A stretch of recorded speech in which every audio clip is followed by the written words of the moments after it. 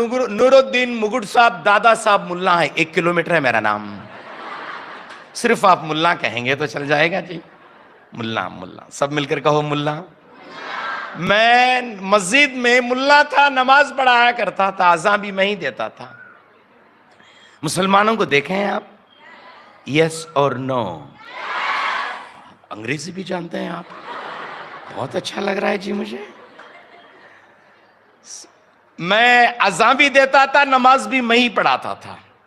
Church में घंटी बजाने वाला एक होता है और स्टेज पे आकर सरमन देने वाला दूसरा होता है। मस्जिद में भी वैसे ही होता है, अज़ान देने वाला एक होता है और नमाज पढ़ाने वाला दूसरा होता है। हमारे मस्जिद में कोई नहीं थे, अज़ान भी मैं ही देता था, नमाज भी मैं ही पढ़ाता था। अल्लाहु अकबर अल्लाहु अकबर कह देता था और नमाज भी मैं ही पढ़ाता था। 17 साल की उम्र तक मेरे गांव में मुझे यह भी पता नहीं था कि हिंदू और मुसलमान को छोड़कर दुनिया में कोई और जात है, कौम है, मजहब है। इतना अनजान था मैं, इतना अनपढ़ था मैं, इतना गरीब या उस इनसिग्निफिकेंट इलाके से आया हुआ इंसान था। मैं 17 साल की उम्र तक यीशु मसीह के बारे में बिल्कुल न जानने वाला, आज हजारों की तादाद में ऐसे लोगों को यीशु मसीह के बारे में बताने के लिए परमेश्वर मुझे सहायता किया। मैं परमेश्वर का धन्यवाद देना चाहता हूं। हमारे गांव में एक छोटी सी मस्जिद थी। जैसे मैंने बताया, मैं ही अज़ान देता था और नमाज में ही पढ़ाता था। बड़ी मुश्किल से चंद लोग नमाज को आया करते थे, वो भी बूढ़े लोग जो नौकरी नहीं है, काम नहीं है, रिटायर्ड हुए हैं, कोई नहीं आता था। बाजू गांव में मस्जिद में नमाज के लिए बहुत सारे लोग आ रहे हैं। मैं लोगों से कहता था, बस बाजू गांव में लोग आ रहे हैं लेकिन हमारे मस्जिद को नहीं आ रहे। तबलीग जमात में घुस गया मैं। तबलीग जमात एक इस्लामिक ऑर्गेनाइजेशन है जिसको ग्रास रूट मूवमेंट कहते हैं। 157 ममालिकों में, मुल्कों में आज ये ऑर्गेनाइजेशन फैली हुई है। उसमें मैं काम करना शुरू कर दिया और हर मुसलमानों के घर घर जाकर बुलाता था। और ये तबलीग जमात का एक स्लोगन है, मुसलमानों मुसलमान बनो। मुसलमानों मुसलमान बनो कहते थे। मैं भी एक ऐसे शुरू कर दिया। और हमारी, जब मैं कॉलेज पढ़ाई कर रहा था और 18, 19, 20 साल की उम्र थी मुझे, और बहुत सारे लोगों को लाते थे और मैं लखनऊ जाकर कुरान पढ़ना चाहता था, मौलवी बनना चाहता था और इस्लाम के बारे में प्रचार करना चाहता था। घर घर जाकर, रमज़ान का महीना जब आ जाता था तो तुम्हें मालूम होगा कि अगर आप मुसलमान को जानते हैं तो रमज़ान के महीने में मुसलमान रोज़ा रखते हैं। रोज़े के पहले 4:30 या 4 बजे करीब सहरी के कहते हैं, खाना खा लेते हैं। और मैं लालटन पकड़ के हमारे इलाके की गली गली में जाता था, रोज़दारों रोज़े की सहरी का वक्त हो गया, उठो। ये तमाम काम करता था मैं। उसके बाद मैं अपने बड़े शहर बेंगलुरु किसी नौकरी के सिलसिले में मैं चला गया और उसके बाद मेरी ऑर्गेनाइजेशन को मैंने बदल दी। तबलीग जमात एक नाम ऑर्गेनाइजेशन से जुड़ा हुआ था मैं। वहाँ जाने के बाद जमात इस्लामी, जो कुरान को बहुत साइंटिफिक तरीके से पढ़ने वाले, उसमें एजुकेटेड लोग रहते हैं, उसमें मैं जुड़ गया। और 1980 की बात है। जुड़ते जुड़ते इतवार के दिन, संडे के दिन छुट्टी रहने की वजह से मुसलमानों के बीच में 5 वक्त की नमाज है। आपको मालूम होगा, फजर की नमाज कहते हैं जो सूरज निकलने से पहले अदा की जाती है। दोपहर की नमाज जिसको जोहर की नमाज कहते हैं, दोपहर के 1-1:30 बजे हो जाती है। असर की नमाज 5, 5:30 बजे के करीब है। मगरिब की नमाज 6, 6:30 बजे के करीब है। आखिर में इशा की नमाज 8:30 या 9 बजे के पहले हो जाती है। इतवार के दिन मस्जिद में ही रहते थे हम और बहुत पढ़ाई करते थे, कुरान, हदीस, ये इस्लामिक लिटरेचर को। 1980 की बात है। गल्फ में जंग हो रही थी, लड़ाई हो रही थी शिया सुन्नी के बीच में। वहाँ से मैगजीन आया करते थे। हम दुआ करते थे, अल्लाह सलामती और अमन को फैला दें, मुहैया कर, ऐसे दुआ करते थे। होते होते ऐसे हो गया कि जिहाद के बारे में पढ़ाई हो रही थी और जिहाद के बारे में मुझे ज़्यादा पसंद नहीं आया। उसके बारे में आप तमाम को ज़्यादा मालूमात नहीं होगी, इतना ही है कि इस्लाम फैलाने के लिए जो कुछ होता है वो करो, जिहाद भी करना है तो कर दो। ऐसा एक अकीदा, ऐसा एक विश्वास मुसलमानों के बीच में है। मुझे बिल्कुल उसके बारे में पसंद नहीं आया। बहुत सारे सवालात मेरे मन में उग रहे थे। अल्लाह के नाम से अल्लाह के बंदों को कत्ल करना, नऊजुबिल्लाह, या कभी भी कबूलियत के लायक नहीं है, कबूल कर नहीं सकते। ऐसे कशमकश हो रही थी। उस दौरान केरला के 2 लोग मेरे कमरे में आकर यीशु मसीह के बारे में बताना शुरू कर दिए।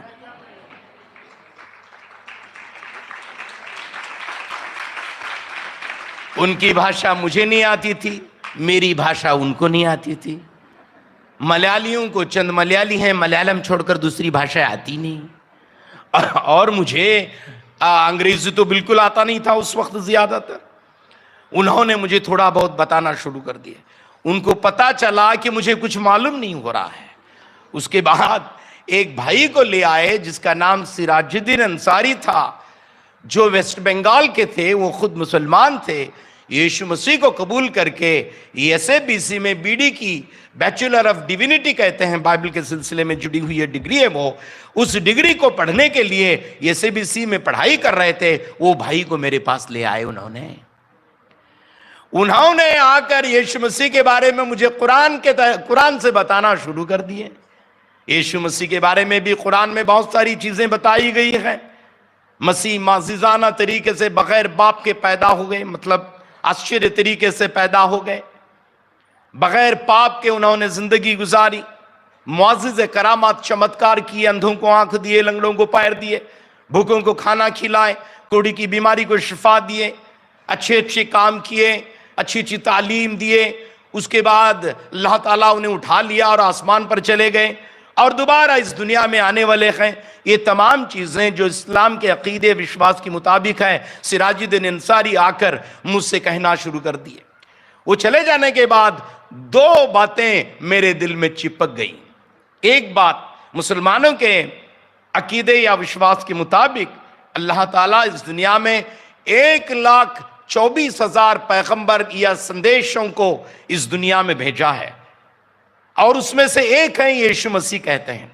मेरे मन में सवाल ये आ गया, 1,24,000 पैगंबर अल्लाह ताला इस दुनिया में भेजा है, लेकिन माजिजाना तरीके से, आश्चर्य तरीके से बगैर बाप के पैदा हुआ एक ही पैगंबर, एक ही वली अल्लाह, एक ही नबी, वो यीशु मसीह है। 1,24,000 पैगंबर अल्लाह ताला इस दुनिया में भेजा है, लेकिन दोबारा इस दुनिया में आने का वादा सिर्फ एक नबी किए हैं, वो यीशु मसीह हैं। ये सवाल मेरे मन में उगना शुरू हुआ। क्यों? Why why why why he alone? Why Yeshu Masih क्यों? यीशु मसीह क्यों? ये इंक्विजिटिव मुझे यीशु मसीह के बारे में ज्यादा जानने के लिए मुझे खींचते ले आया। आते आते मेरी कहानी बहुत लंबी है, बहुत बड़ी है और आने वाले दिनों में मुझे वक्त दिया गया बोलने का, बोलते जाऊंगा।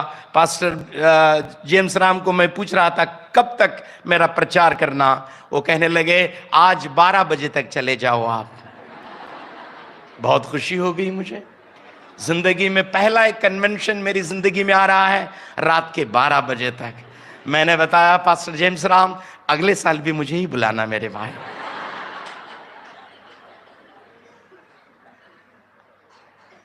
तकरीबन 8 महीने की कश्मकश होती रही मुझे। कुरान या बाइबल, मस्जिद या चर्च, क्रिश्चियनिटी या इस्लाम, बहुत सारी चीजें इसमें आकर्षित कर रही थी। और उसके बाद उन्होंने मुझे उर्दू बाइबल दे दी। मेरी मादरी जुबान उर्दू है, लेकिन हमारी स्टेट लैंग्वेज कन्नड़ा है। उर्दू में मुझे बाइबल दे दी उन्होंने। बाइबल में पढ़ते पढ़ते 3 किताबें मुझे बाइबल में बहुत पसंद आ गई। एक भजन संगीता, जबूर जिसे कहते हैं। और मैं बीमार था उस वक्त, बहुत परेशानी से गुजर रहा था। जब मैं भजन संगीता जबूर को जब कभी पढ़ता हूं तो बहुत अच्छा लगता था मुझे। आज भी जब मैं मुसलमानों के बीच में मसीह के बारे में पैगाम देने के लिए जाता हूं या कलीसिया को मुसलमान आ जाते हैं तो हमेशा जबूर को दिया करता हूं। हमारे पास बहुत सारे बुकलेट्स हैं, अलग अलग वक्त पर बीमारी के दौरान कैसे दुआ करना, सुबह को किस तरीके से दुआ करना, शाम को किस तरीके से दुआ करना। उर्दू में अलग अलग दुआओं को जबूर या भजन संगीत से चुनकर हम लिखे हैं, मुसलमानों को वही देते हैं। बहुत अच्छा लगता था मुझे। और उसके बाद ये पहाड़ी प्रचार, पहाड़ी वाज जिसे कहते हैं, यीशु मसीह पहाड़ पर बैठकर अपने पास आए हुए हजारों की तादाद में यीशु मसीह परमेश्वर के वचन को बांट रहे थे, उसको पहाड़ी वाज कहते हैं, पहाड़ी प्रचार कहते हैं। वो बहुत मुझे पसंद आया। ऐसे पढ़ते पढ़ते पढ़ते पढ़ते पढ़ते पढ़ते पढ़ते इस आयत पर मेरी नजर गड़ गई जहां कहा गया है, अगर अपनों को मोहब्बत करने वालों ही को मोहब्बत करोगे तो क्या ज्यादा करोगे, अपनों को खाना खिलाने वालों ही को खाना खिलाओगे तो क्या ज्यादा करोगे, अपनों को खाने के लिए दावत देने वालों ही को दावत देगो तो क्या ज्यादा करोगे। गैर कौम के लोग वैसे करते हैं, महसूल लेने वाले वैसे करते हैं, लेकिन मैं तुमसे कहता हूं अपने दुश्मन से प्यार करो। मेरा दिल ये वचन को पढ़ने के बाद पिघल गया, कच्ची दीवार में कंकर जैसे चिपक जाता है। ये वचन मेरे मन में पकड़ गया। दुश्मन को अदावत करने के लिए, दुश्मन से नफरत करने के लिए, दुश्मन से बैर रखने के लिए, दुश्मन को कत्ल करने के लिए जब ये अकीदा सिखाया जाता है तो उसके बरअक्स मैं यहां देख रहा हूं कि दुश्मन को प्यार करने के लिए, मोहब्बत करने के लिए। मेरी आवाज को सुनने वाले, अंदर और बाहर बैठकर देखने वाले प्यारे भाई और बहनों से मैं कहना चाहता हूं, दुश्मनों को प्यार और मोहब्बत करने के लिए अगर कोई एक व्यक्ति सिखाया हुआ है तो वो मुर्दों में से जी उठा मेरा अल मसीह है। हालेलुया, ऊंची आवाज से हालेलुया। इसलिए बड़े गर्व के साथ मैं आज कहना चाहता हूं, ये एक आला मजहब है, एक आला रास्ता है, एक उम्दा रास्ता है। इस रास्ते में परमेश्वर हम तमाम को लाया है। क्यों ना जोरदार तालियों के साथ उस परमेश्वर का तहे दिल से आज हम शुक्रिया अदा करेंगे।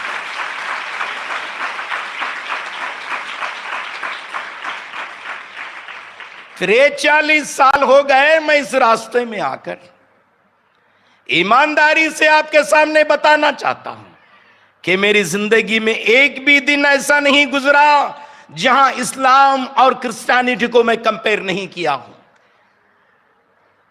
और जब कभी कंपेयर करके पढ़ता हूं तो मेरा विश्वास, मेरा अकीदा, मेरी आशा, मेरी उम्मीद दिन ब दिन बढ़ते ही जाती है। इस पवित्र रास्ते के लिए मैं परमेश्वर का धन्यवाद देना चाहता हूं। Hallelujah, hallelujah. यीशु मसीह को कबूल करने के लिए बहुत सारी रुकावटें थी। चंद चीजें यीशु मसीह की तरफ मुझे खींच तो रही थी।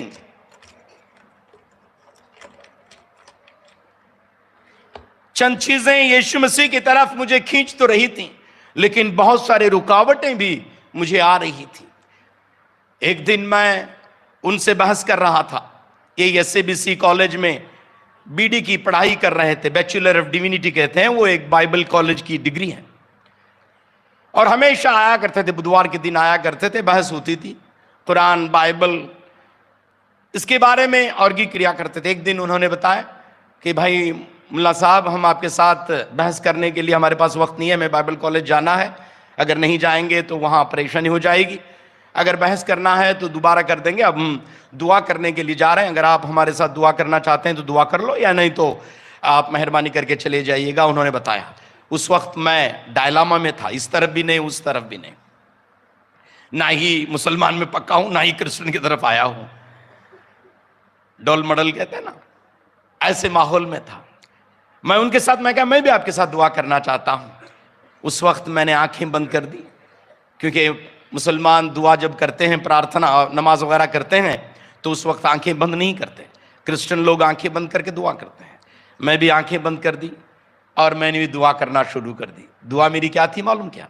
कुरान शरीफ की एक पहली आयत है, पहला सूरा जिसे कहते हैं, पहला चैप्टर है, उसमें ऐसी एक दुआ है, अहदिना सिरातल मुस्तकीमा सिरातल लजीना। उसमें ऐसे बताया, अल्लाह मुझे तेरे सीधे रास्ते पर चला। मैं भी यही दुआ की, अल्लाह ऐ खुदा मुझे सीधे रास्ते पर चला। मैं मानता हूं खुदा एक है, परमेश्वर एक है। खुदा अगर एक है, परमेश्वर अगर एक है, खुदा के पास जाने का रास्ता भी एक ही होगा। ऐ खुदा मैं जानना चाहता हूं दिल की गहराइयों से। उस रात जुमेरात का दिन था, गुरुवार का दिन था मुझे लगता है, उस दिन मैं प्रार्थना करना शुरू कर दिया। और करते करते करते थोड़े वक्त में ऐसे लगा कि कोई ठंडा पानी मेरे दिल में डाल रहा है। पवित्र आत्मा उस रात जोरावरी से मेरे अंदर काम करना शुरू कर दी। प्रार्थना के बाद फौरन वापस बाहर वो निकल आ गए। आने के बाद भाइयों को मैंने बताया कि भाई दुआ के दौरान मुझे बहुत अच्छा लगा, शांति लगी, ऐसे लगा कि तमाम मेरे शक ऐसे निकल गए जैसे सूखे हुए पत्ते पेड़ से गिर जाते हैं। बहुत आनंद हो गया, उनको भी बड़ी खुशी हो गई। दोबारा वो अंदर लेके चले गए, यीशु मसीह के बारे में बहुत सारी चीज़ें उन्होंने बताई। उस रात मैं यीशु मसीह को मेरे मुनज्जी के तौर पर, मेरे रक्षक के तौर पर उस रात मैंने कबूल कर दी। उस वक्त मेरी प्रार्थना, जीऊंगा तो मसीह के लिए, मरूंगा तो मसीह के लिए। वो अकीदा, वो विश्वास, वो डिसीजन आज भी है और मरने तक मैं रहूंगा। यीशु मसीह का रास्ता पाक रास्ता है, यीशु मसीह का रास्ता सच्चा रास्ता है, यीशु मसीह का रास्ता आसान रास्ता है, यीशु मसीह का रास्ता इंसानी रास्ता है, यीशु मसीह का रास्ता हर एक के लिए, हर एक कौम के लिए, हर एक नस्ल के लिए, हर एक माहौल के लिए, हर एक इलाके के लिए एप्लीकेबल रास्ता है। इसलिए इस रास्ते में परमेश्वर आप तमाम को लाया है, मुझे लाया है। मैं परमेश्वर का धन्यवाद देना चाहता हूँ। एक बात शुरू में आपके साथ बताना चाहता हूँ, हम यीशु मसीह के पास आए नहीं हैं, यीशु मसीह हमें लाया है। ये मत समझो कि हम यीशु मसीह के पास आए हैं। यीशु मसीह के पास हम आए नहीं हैं, यीशु मसीह हमें लाया है। हमें, जब मैंने यीशु मसीह को कबूल किया, अंदर का झंझट खत्म हो गया, बाहर का झंझट शुरू हो गया।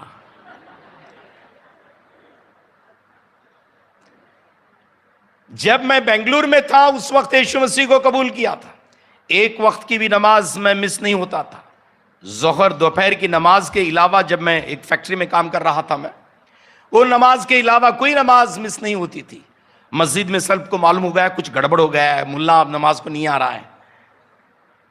और उसके बाद मुझे पूछताछ शुरू हो गई, मुझे डर लगने लगा कि मेरी जिंदगी खतरे में है।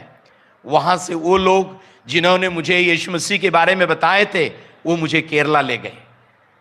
और केरला में मैं एक पास्टर के यहाँ चला गया, वहाँ उनके साथ रहा और उन्होंने मुझे एक बाइबल कॉलेज को भेज दिया जहाँ आपके पास्टर जेम्स राम पढ़ाई कर रहे थे। वो मेरे सीनियर थे और वहाँ जुड़ गए और मेरी पढ़ाई शुरू हो गई। मेरे घर को मैं खत नहीं लिखता था, मेरे घर में नहीं बताता, लेकिन खत लिखता था कि भाई मैं नौकरी छोड़ दिया हूँ, जहां भी हूं अल्लाह ताला के फजलो करम से ठीक हूं, ऐसे करके लिखता था। लेकिन तकरीबन 10 या 11 महीने के बाद एक बीमारी थी, वो बीमारी दुआ के जरिए से मुझे छुटकारा मिला। और उसके बाद मैं मेरे गांव के लोगों को खत लिखा, खास करके मेरी मां को। मैंने बताया, मम्मी मैं कर्नाटका में नहीं केरला में हूं, मैं अब मुसलमान नहीं क्रिश्चियन बन गया हूं। सिर्फ क्रिश्चियन बना ही इतना ही नहीं, क्रिश्चियन मौलवी बनने के लिए क्रिश्चियन मदरसा में ज्वाइन किया हूं। और उसके बाद उन्होंने 9 टेलीग्राम मुझे भेजे। Mother is very serious, start immediately. Mummy को बहुत सीरियस है, जल्दी आ जाओ। मेरे प्रिंसिपल के पास पहुंचे वो टेलीग्राम, 9 टेलीग्राम। मैं गया नहीं हूं। हमारी पढ़ाई 4-5 साल की पढ़ाई थी, और 5 साल की पढ़ाई के बाद 4 साल की पढ़ाई के साथ साथ और एक पढ़ाई भी एक साथ जुड़कर हम पढ़ाई कर रहे थे। पढ़ाई के दौरान ग्रेजुएशन होने से पहले मुझे एक मैरिज प्रपोजल आ गया। नौजवान को मैरिज का प्रपोजल आने के बाद बड़ी खुशी हो जाती है। आपकी हंसी देखकर मुझे पता चला कि आपको भी खुशी हो रही है। शादी हुए लोग नहीं हंसे, शादी न होने वाले लोग ही हंस रहे थे। मेरी मां कहती थी शादी के पहले हंसता था, शादी के बाद रोता था। एक डॉक्टर आ गए, उनका नाम मुरलीधरन। वो आकर बताने लगे, भाई साहब आपके बारे में हमने सुना है कि मुसलमान कौम से आप आए हैं। मुसलमान कौम से ही आई हुई लड़की हमारे पास है जिसकी जिंदगी बड़ी परेशानी में है। लगा हमें ये कि अगर उसकी एक शादी एक मुसलमान कन्वर्ट भाई के साथ हो गई तो बड़ी अच्छी तरीके से वो जिंदगी गुजारना शुरू हो जाएंगे, इसलिए आपके प्रपोजल के लिए आए हैं। मैं कुछ नहीं बताया, लेकिन अंदर ही अंदर हंस रहा था। चंद दिन जाने के बाद शारन फेलोशिप बोल के और एक ऑर्गेनाइजेशन से प्रपोजल आ गया, भाई साहब हमारे पास एक मुसलमान लड़की है, बहुत अच्छा गाती है, और हमने सुना कि आप भी एक मुसलमान कन्वर्ट हैं, शादी हो जाएगी तो अच्छा हो जाएगा। अब प्रपोजल एक नहीं 2 आ गए। चंद दिन के बाद new India church of God से, जिससे मैं सेवकाई कर रहा हूं, वहां से और एक प्रपोजल आ गया, वो भी मुसलमान कन्वर्ट। वो कहने लगी एक मुसलमान कन्वर्ट लड़की हमारे पास है, बड़े उम्दा आला रिच इन्फ्लुएंशियल फैमिली से आई हुई है, क्या आप शादी करने के लिए तैयार हैं? 1 नहीं 2 नहीं 3 हो गए। अब परेशानी ये गए कि मैं क्रिश्चियन बन गया हूं। अगर मुसलमान होता तो अल्लाह दिया मैं लिया बोल के सबको ले लेता था, लेकिन फिर भी हमने हिम्मत नहीं हारी और हमने कह दिए चलो भाई एक एक करके अल्लाह के नाम से शुरू करेंगे। और new India church of God, जहां मैं ऑर्गेनाइजेशन में काम कर रहा हूं, वहां आके मेरी होने वाली बीवी उस लड़की को देख लिया। उसके साथ बातचीत करने के बाद पता चला 3 अलग अलग जगह से आए हुए 3 प्रपोजल, 3 लड़कियां नहीं, एक ही लड़की के बारे में 3 अलग अलग रिश्ते आ गए बस। उसके बाद मुझे पता चला ये ऊपर वाले का काम है। मेरी बीवी यीशु मसीह को 1983 में कबूल की है, 1983 में। मैं गरीब खानदान से आता हूं, लेकिन बहुत रिच खानदान से आती है वो। मुस्लिम लीग एक बड़ी पॉलिटिकल ऑर्गेनाइजेशन है केरला में। हिंदुस्तान और पाकिस्तान बंटवारा होने के लिए उसके बीच में कार्य की गई एक ऑर्गेनाइजेशन कहते हैं उस ऑर्गेनाइजेशन के प्रेसिडेंट थे वो। 1983 में उन्होंने यीशु मसीह की खातिर अपना घर छोड़ दिया, और आज तक ना ही वो उनके माँ बाप या रिश्तेदारों को देखे हैं, ना ही उनके माँ बाप या रिश्तेदार इनको देखे हैं। कोई रिश्ता लेना न देना नहीं है। लेकिन मेरी बीवी अपनी गवाही में कहती है यीशु मसीह के खातिर मैं एक माँ और एक बाप को छोड़ी, लेकिन आज यीशु मसीह को कबूल करने के बाद हजारों की तादाद में माओं को बापों को परमेश्वर मुझे दिया है। इसलिए हमारा व्यापार धोखे का व्यापार नहीं है, सक्सेस का व्यापार है, लाभ का है। मैं कहता हूं यीशु मसीह के पास आने वाला इंसान नष्ट नहीं फायदे में जाएगा जी। मुझे लगा आप जोर से हालेलुया कहेंगे।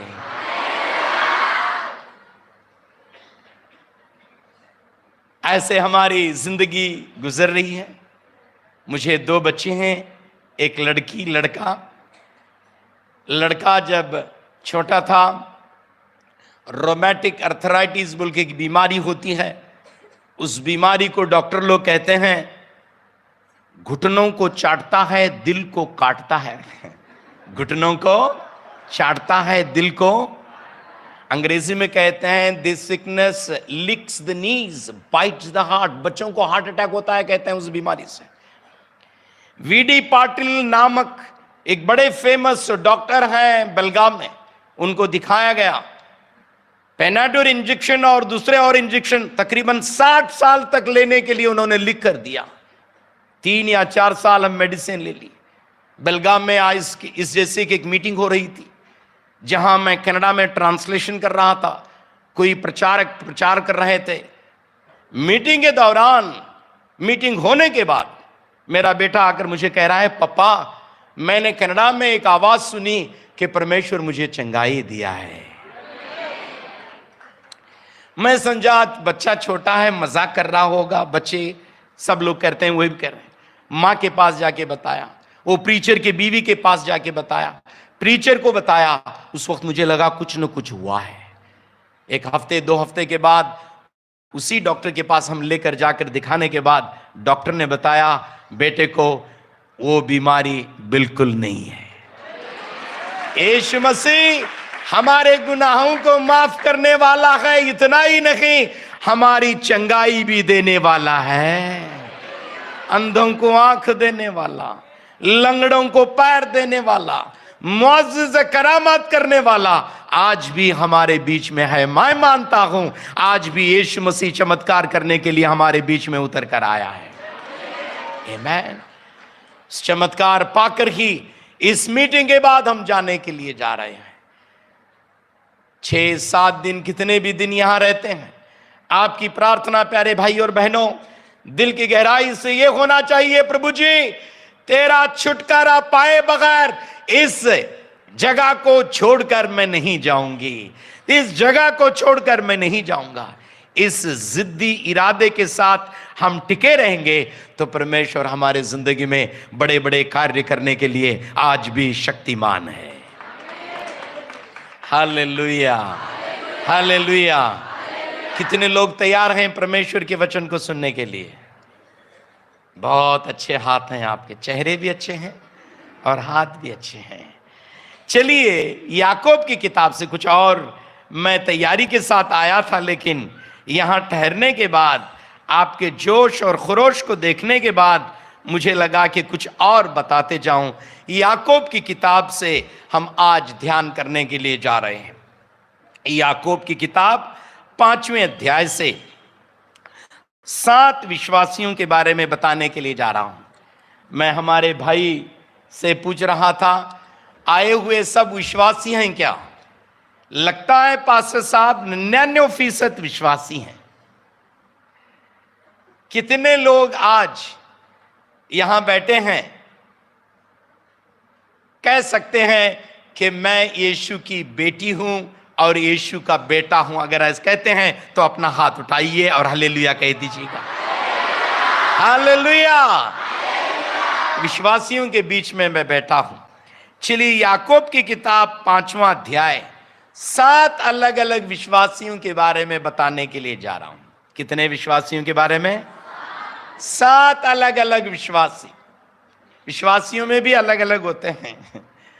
उन विश्वासियों के बारे में याकूब की किताब से आज बताने के लिए जा रहा हूं। जब मुसलमानों के बीच में आप यीशु मसीह के बारे में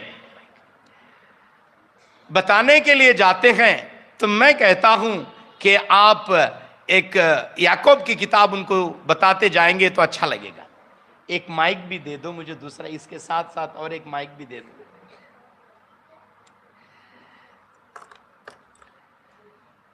7 अलग अलग विश्वासियों के बारे में याकूब की किताब में 5 अध्याय हैं। पहले अध्याय में बताया गया है हाउ टू स्टैंड, स्टैंडिंग के बारे में, ठहरने के बारे में। पहले अध्याय में क्या बताया गया है? ठहरने के बारे में। किसके बारे में? गिरना नहीं है, हमें क्या करना है?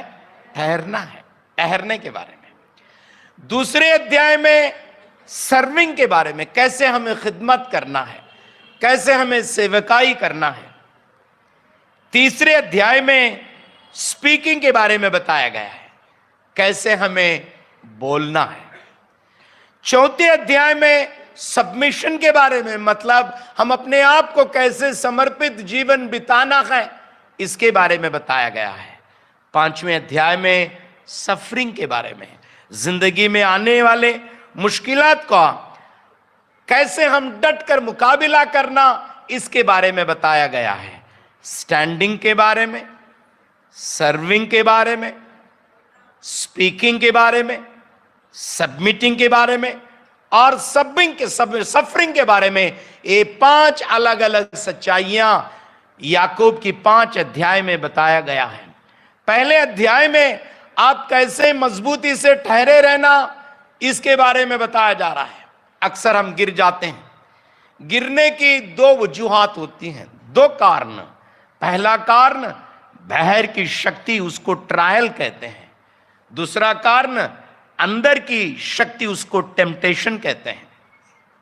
Trial, temptation. ट्रायल मतलब दुख, संकट, मुसीबत, समस्याएं, बीमारियां, बाहर से आने वाली तमाम परेशानियां, दुख दर्द को अंग्रेजी एक लफ्ज में ट्रायल्स कहते हैं याकूब। अंदर से आने वाली एक शक्तियां हैं, उसको टेम्पटेशन कहते हैं, आजमाइशें कहते हैं। आजमाइशें, सब मिलकर कहो आजमाइशें। और एक बार जोर से। हिंदी में कुछ और शब्द है उसके लिए, क्या कहते हैं उसको? आजमाइशों, टेम्पटेशन।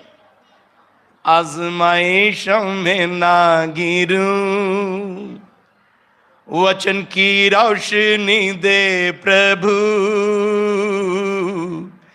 आजमाइशों में ना गिरूं, वचन की रोशनी दे प्रभु। औरों के पापों को क्षमा करने को दे दे मसीह का मन मुझे। औरों के पापों को क्षमा करने को दे दे मसीह का मन मुझे।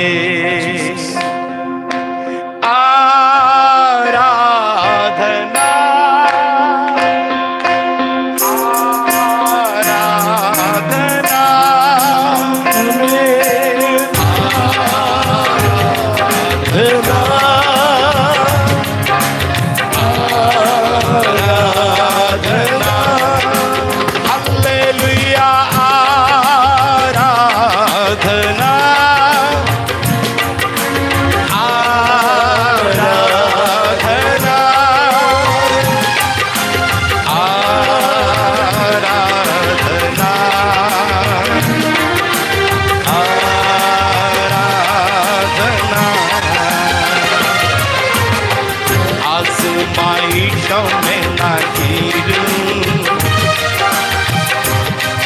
वचन की रोशनी दे प्रभु।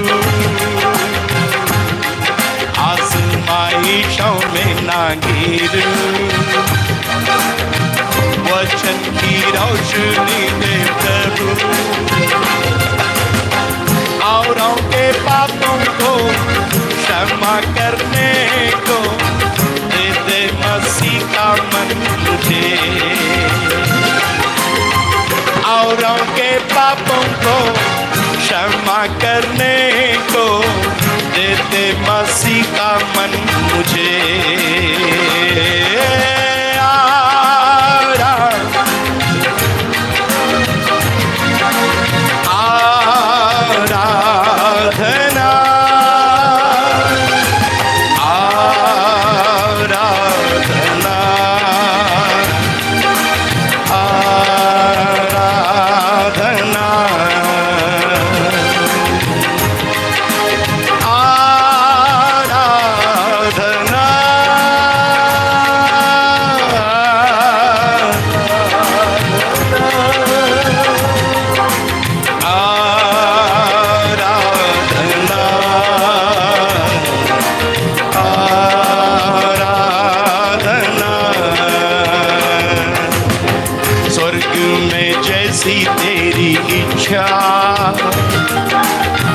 हमेशा पूरी होती है।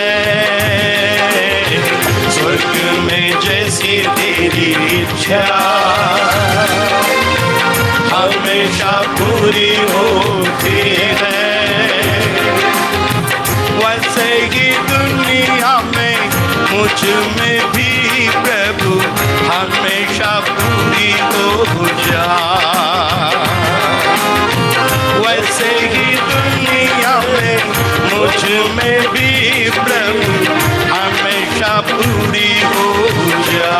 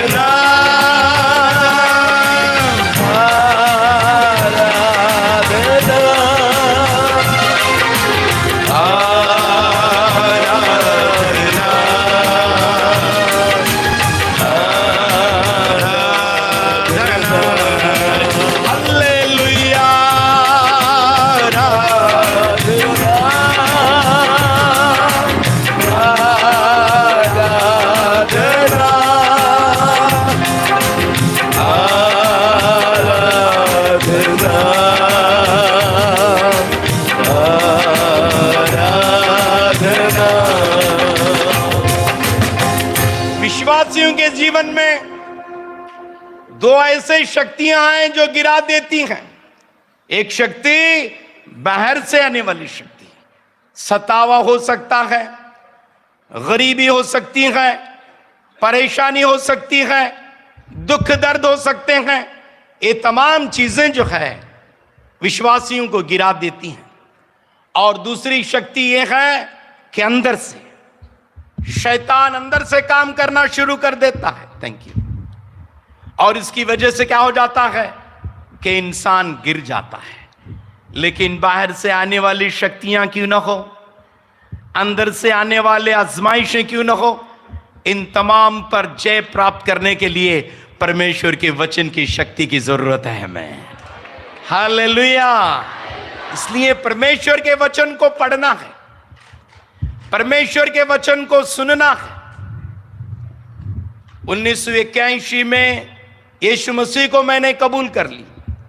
1982 में मैं वापस मुसलमान बनने की तैयारी में हो रहा था जब मैं बाइबल कॉलेज में पढ़ाई कर रहा था। बहुत सारे शक, बहुत सारे डाउट मेरे मन में गूंज रहे थे, किसी को बता नहीं सकता था मैं। लेकिन मैंने तय कर ली कि मैं बाइबल को अच्छे से पढ़ूंगा। इसलिए 1982 यानी 1982 से बाइबल का पढ़ने वाला एक विद्यार्थी मैं बन गया। आज भी मैं एक बाइबल का विद्यार्थी हूं। जितना मैं परमेश्वर के वचन को पढ़ते गया, जितना मैं परमेश्वर के वचन को समझता गया, उतना मेरी मसीह जिंदगी में मैं जड़ पकड़ते गया। हालेलुया। परमेश्वर के वचन हमारे दिलों में होना है। परमेश्वर के वचन हमारे, किसी ने अंग्रेजी में कहा word should not be in the home. परमेश्वर का वचन घर में नहीं होना है। Word should not be in the head. परमेश्वर का वचन सर में नहीं होना है। Word should not be in the hand. परमेश्वर का वचन हैंड में नहीं होना है। The word of God should be in our heart. परमेश्वर का वचन हमारे दिलों में होना चाहिए। हालेलुया। वो जड़ पकड़ना है। इसीलिए मत्ती सुसमाचार 5-7वें अध्याय के आखिर में यीशु मसीह बता रहे हैं, मेरे इस कलाम को सुनकर उसके मुताबिक जिंदगी अमल करने वाला उस अक्लमंद और समझदार इंसान के मुआफिक हो जाता है जो अपना मकान चट्टान पर बना देता है। हवा आ जाती है, तूफान आ जाते हैं, लहरें आ जाते हैं।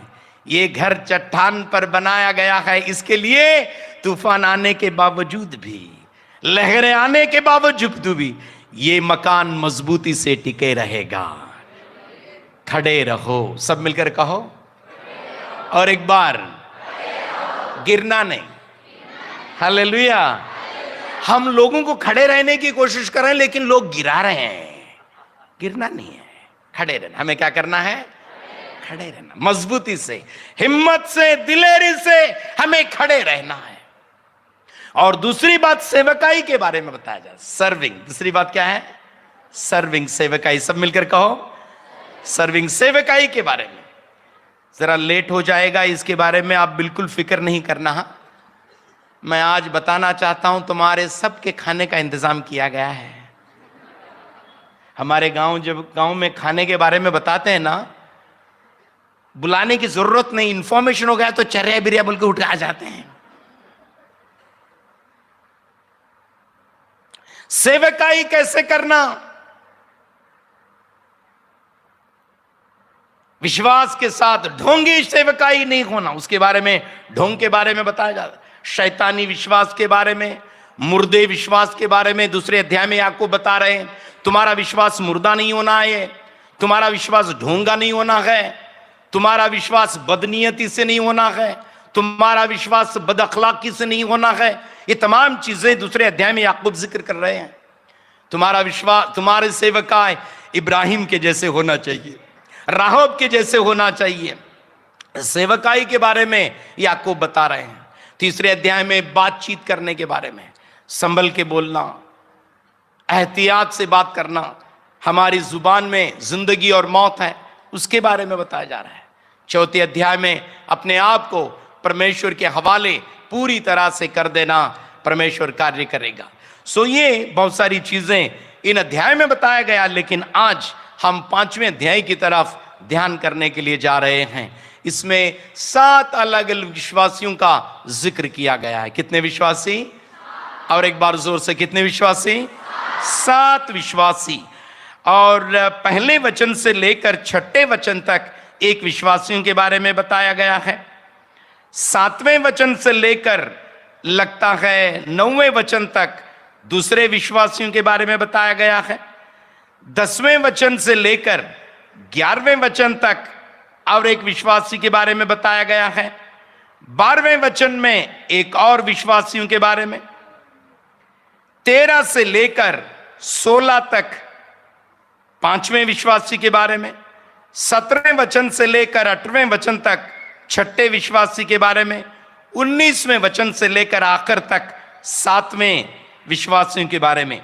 इस अध्याय में 7 पैराग्राफ हैं। 1 से 6 तक एक पैराग्राफ, 7 से 9 तक दूसरा पैराग्राफ, 10 से 11 तक तीसरा पैराग्राफ, 12 चौथा पैराग्राफ, 13 से लेकर 16 तक 5वां पैराग्राफ, 17 से लेकर 18 तक 6ठा पैराग्राफ, और 7वां 19 से लेकर लगता है 21 तक 20 तक आखिरी पैराग्राफ। इसमें 7 अलग अलग विश्वासियों का जिक्र किया गया है। पहले विश्वासी को मैं कहता हूं बोझल विश्वासी, बर्डन्ड बिलीवर्स। सब मिलकर कहो बोझल विश्वासी। और एक बार जोर से। कोई सो तो नहीं गए ना? सो रहे हैं क्या? नींद आ रही है किसी को?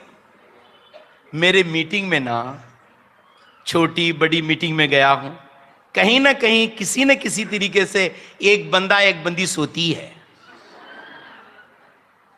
मुझे बड़ी ताज्जुब होती है मेरी मीटिंग में क्यों लोग सोते हैं। मैं मेरी बीवी को आकर मैंने पूछा, ऐ मेरी महबूबा, क्या राज है कि मेरी मीटिंग में कहीं ना कहीं लोग सोते ही हैं? बीवी कहने लगी, पास्टर साहब, पतिदेव, आपके मीटिंग में इतनी अनॉइंटिंग है, रात को न सोने वाले चर्च में आकर सो जाते हैं।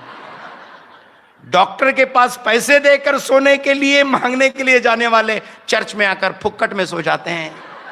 तो कितना बड़ा अच्छा हूं देखो मैं। सो मत यहां। 7 किस्म के विश्वासी। पहले विश्वासी का नाम बोझल विश्वासी। सब मिलकर कहो बोझ से दबे हुए विश्वासी। यीशु मसीह को कबूल तो किए हैं, यीशु मसीह के रास्ते पर आए तो हैं, लेकिन बोझ से दबे हुए हैं। याकूब की किताब को अगर आप पढ़ेंगे तो वहां दौलतमंद लोग थे, चर्च को आते थे। लगता है वो विश्वासी नहीं थे, चर्च को आते थे नाम कमाने के खातिर, कोई और मकसद से आते थे। लेकिन ये गरीब, लाचार और मामूली सी विश्वासियों को दबाते थे वो, और बहुत जुल्म देते थे वो। और उनके बारे में 6ठे वचन में बहुत अच्छी तरीके से लिखा हुआ है किस तरीके से वो परेशानी से गुजर रहे थे।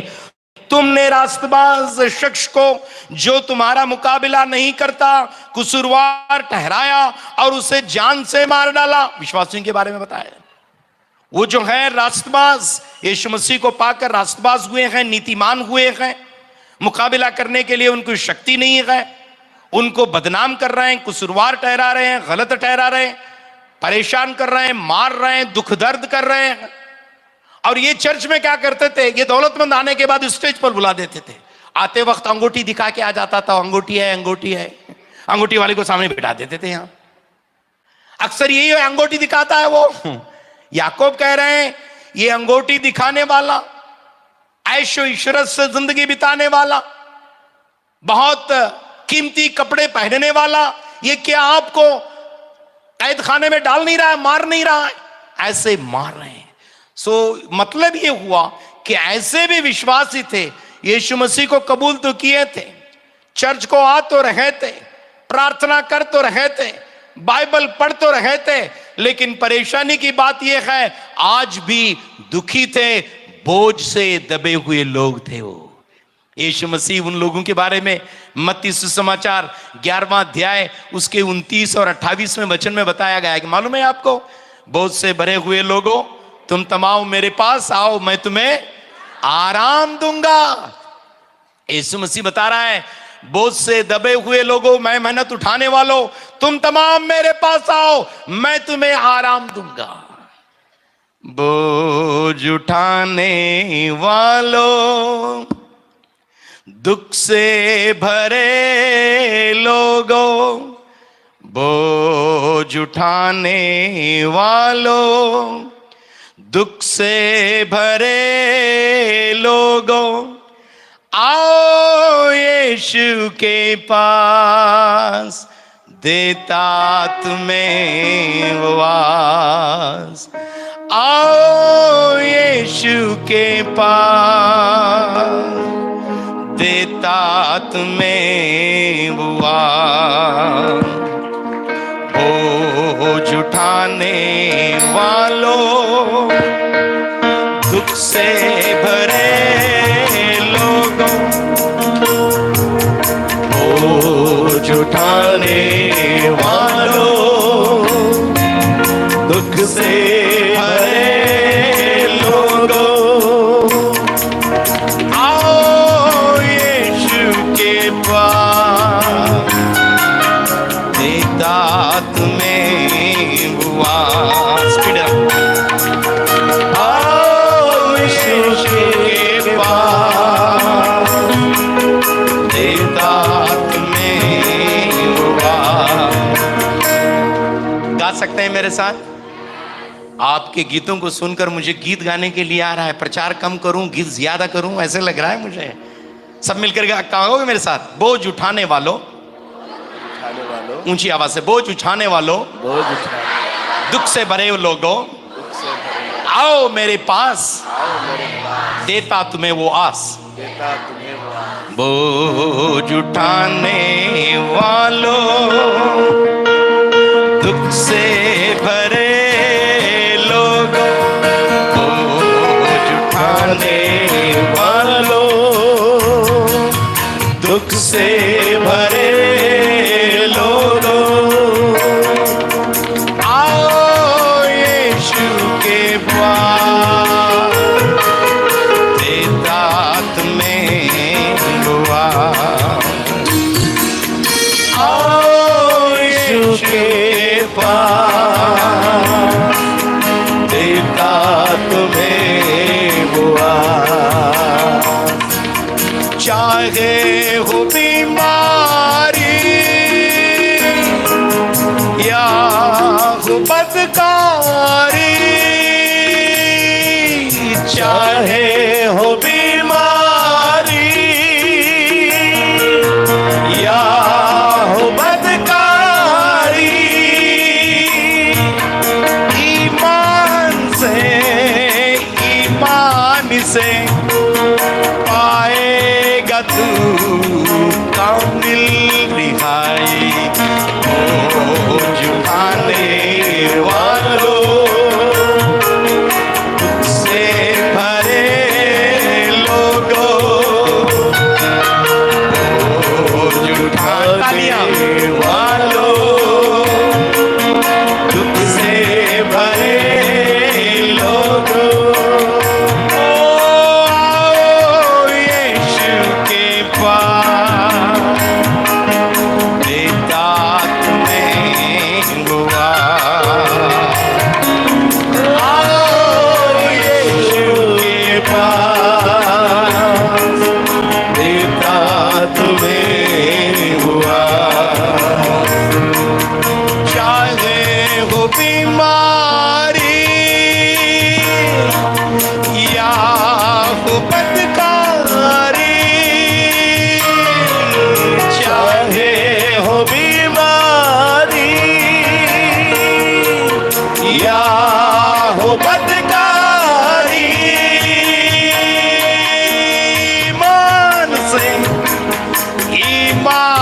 से पाएगा तू कामिल रिहाई।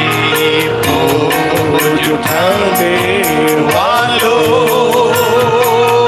दुख से भरे लोगों, बोझ उठाने वालों, हालेलुया, दुख से भरे लोगों,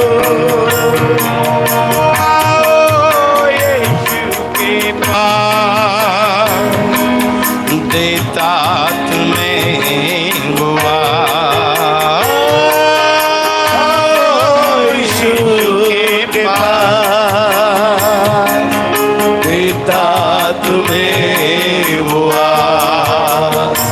यीशु मसीह दुख और बोझ उठाने वाले लोगों को देखकर बुला रहे हैं, आए मेहनत कशो बोझ उठाने वालों, तुम तमाम मेरे पास आओ, मैं तुम्हें आराम दूंगा। उसके बाद यीशु मसीह कह रहे हैं, मेरे पास आओ और मेरा जुआ अपने कंधों पर ले लो। होता ये है कि मसीह के पास आते तो हैं, लेकिन मसीह का जुआ हमारे कंधों पर लेते नहीं। हम मसीह का जुआ हमारे कंधों पर लेने का मतलब कमिटमेंट। बहुत सारे मसीह के पास आते हैं चंगाई के लिए, छुटकारा के लिए, आशीष के लिए, अनुग्रह के लिए, बंद दरवाजे खुले जाने के लिए, मौजज़े के लिए, करामात के लिए, चमत्कार के लिए, बीमारी चंगाई पाने के लिए, इन तमाम चीजों के लिए आते तो हैं, लेकिन कमिटमेंट नहीं होता, एक समर्पण नहीं होता। मेरा जुआ अपने कंधों पर लो। जब इसी ये कह रहे हैं, ऐ मेरे बेटी, ऐ मेरी बेटी, तेरा समर्पण तेरी जिंदगी में मुझको दे दे, तेरे पूरे दिल को दे दे। सो वो समर्पण है, मतलब उसके पास आना है, उसका जुआ हमारे साथ लेना है और उसके साथ हमें चलना है। क्या करना है? चंद लोग चलते नहीं, चंद लोग पीछे रह जाते हैं, चंद लोग आगे चले जाते हैं। उसके साथ हमें चलना है और उसके साथ से हमें सीखना है, उसके साथ चलना है, उसके साथ हमें सीखना है। जब उसके साथ रहेंगे, उसके साथ बैठेंगे, उसके साथ खाएंगे, उसके साथ जिएंगे, उसके गुण हम में आ जाएंगे। जब उसके गुण हमारे में आ जाएंगे तो हमारी जिंदगी में शांति और सलामती से हमारी जिंदगी बढ़ जाएगी। हम बिलीवर हैं लेकिन अशांत हैं, हम बिलीवर हैं बीमार हैं, हम बिलीवर हैं गरीब हैं, हम बिलीवर हैं मुसीबत में गुजर रहे हैं। हो सकता है उसके बहुत सारे वजूहात होंगे, कारण होंगे, लेकिन मुझे लगता है मेरे प्यारे भाई और बहनों, उसमें से एक है कि हम पूरी तरह से समर्पित नहीं होते, उसके साथ नहीं चलते। इसलिए नजदीक आने के लिए परमेश्वर हमें बुला रहा है। इसलिए आज विश्वासी हैं और परेशान दुख दर्द से जा रहे हैं, क्यों ना हमारा समर्पण और ज्यादा करेंगे, क्यों ना हम और ज्यादा मसीह के पास आए। ऐ मौला, मैं तुझसे सीखना चाहती हूँ, ऐ मौला तुझसे पाना चाहती हूँ, तेरे करीब जीना चाहती हूँ। जितना करीब उसके हम जाएंगे उतना करीब वो आएगा और आशीष और अनुग्रह से भर देगा। इसलिए आज इस रात जब हम प्रार्थना करने के लिए जा रहे हैं, तो हमारी प्रार्थना परमेश्वर से प्यारे भाई और बहनों ये होना है, प्रभु जी मेरा समर्पण और गहरा हो जाए, मेरा कमिटमेंट और ज्यादा हो जाए, तेरे खातिर जीने के लिए मुझे सहायता कर। पहले विश्वासी वो हैं जिनको हम बोझल विश्वासी कहते हैं। सब मिलकर कहो, बोझ से दबे हुए विश्वासी, बर्डन्ड बिलीवर, बर्डन बिलीवर। और दूसरे किस्म के विश्वासी जो है 7वें वचन से लेकर 9वें वचन तक दूसरे किस्म के विश्वासी हैं, उसको मैं कहता हूं शिकायती, ब्लेमिंग बिलीवर्स। 9वां वचन देख लो, पढ़ेंगे तो पता चलेगा। भाइयों, एक दूसरे की शिकायत करने से बाज हो जाओ। हिंदी में कोई जोर से पढ़ सकते हैं 9वां वचन, याकूब की किताब 5 है भाइयों। यस, क्या कह रहा है, क्या कह रहा है याकूब, क्या कह रहा है ये? और एक आपकी गाड़ी जरा बहुत स्पीड है शायद ना, ऐसे स्पीड वाले चाहिए हमें, बहुत अच्छा कर रहे हैं। ऑल राइट, सो क्या कह रहा है, क्या कह रहा है? तो फिर बहनें कहाँ चले गए? बहनें उसके अंदर हैं, भाई के अंदर बहनें हैं। 18 बार याकूब की किताब में ब्रदरन ब्रदरन ब्रदरन ब्रदरन, भाइयों भाइयों भाइयों। इसका मतलब ये हुआ हम एक ही परिवार के अलग अलग सदस्य हैं। याकूब 18 बार ये कहने का मतलब ये हो गया कि हम एक ही परिवार के सदस्य हैं। चर्च नहीं है, चर्च एक परिवार है। अलग अलग कौम से, अलग अलग जात से, अलग अलग धर्म से, अलग अलग इलाके से, अलग अलग जुबान से, अलग अलग माहौल से, अलग अलग बैकग्राउंड से जब यीशु मसीह में आ जाते हैं तो हम सब मिलकर एक ही परिवार के हम सदस्य बन जाते हैं। Hallelujah, hallelujah. इसलिए चर्च में आने वाले लोग वो ये कहने के बजाय काले गोरे कहने के बजाय, मोटे पतले कहने के बजाय, ऊपर नीचे वाले कहने के बजाय हमें यह कहना है हम एक ही परिवार के अलग अलग सदस्य हैं। इसलिए बार बार याकूब कहते हैं भाइयों भाइयों भाइयों, हमारे परिवार के लोग हैं वो। मेरे अब्बा जान, ये बचपन हमेशा मैं ये कहानी बताते आता हूं। मेरे अब्बा जान कहते थे, पहेली बोलते थे, रिडल बोलते थे, 4 चिड़ियां 4 रंग पिंजरे में जाकर एक ही रंग। 4 चिड़ियां 4 रंग पिंजरे में जाकर, बोलो क्या है? कहते थे मालूम नहीं होता था। 4 चिड़ियां 4 रंग पिंजरे में जाकर। उसके बाद हमारे अब्बा जान कहते थे पान सुपारी तंबाकू चुन्ना, पान सुपारी तंबाकू चुन्ना।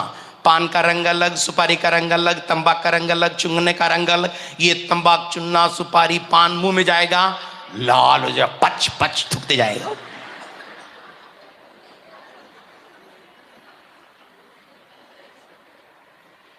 अलग अलग रंग से, अलग अलग ढंग से, अलग अलग माहौल से आने वाले हैं। याद रखे, चर्च में आने के बाद एक ही पिता के बच्चे हैं हम। हालेलुया, ये सच्चाई है। पढ़िए पढ़िए 9वां वचन पढ़िए। ऐ भाइयों, एक दूसरे पर दोष लगाने वाले, शिकायत करने वाले, ब्लेम करने वाले, वो ऐसे ये ऐसे, अपने आप को नहीं देखते, दूसरों को देखते बैठते हैं। मत्ती सुसमाचार 7वें अध्याय में यीशु मसीह बताएं 2 आंख के बारे में। बाहर की देखने वाली चीज आंखें हैं और अंदर की। बाहर की तमाम चीजों को देख लेते हैं, अंदर की अपने आप को हम नहीं देखते। दूसरों पर शिकायत करने वाले। चंद लोग हमेशा गुनगुनाते रहते हैं। मराठी में शिकायत को बहुत अच्छा लफ्ज है। कोई मराठी बोलने वाले हैं यहाँ? नहीं है। अरे बाप रे, कैसे हो गया भाई, मराठी से महाराष्ट्र से यहां पहुंच गया आप? हेवनली फादर,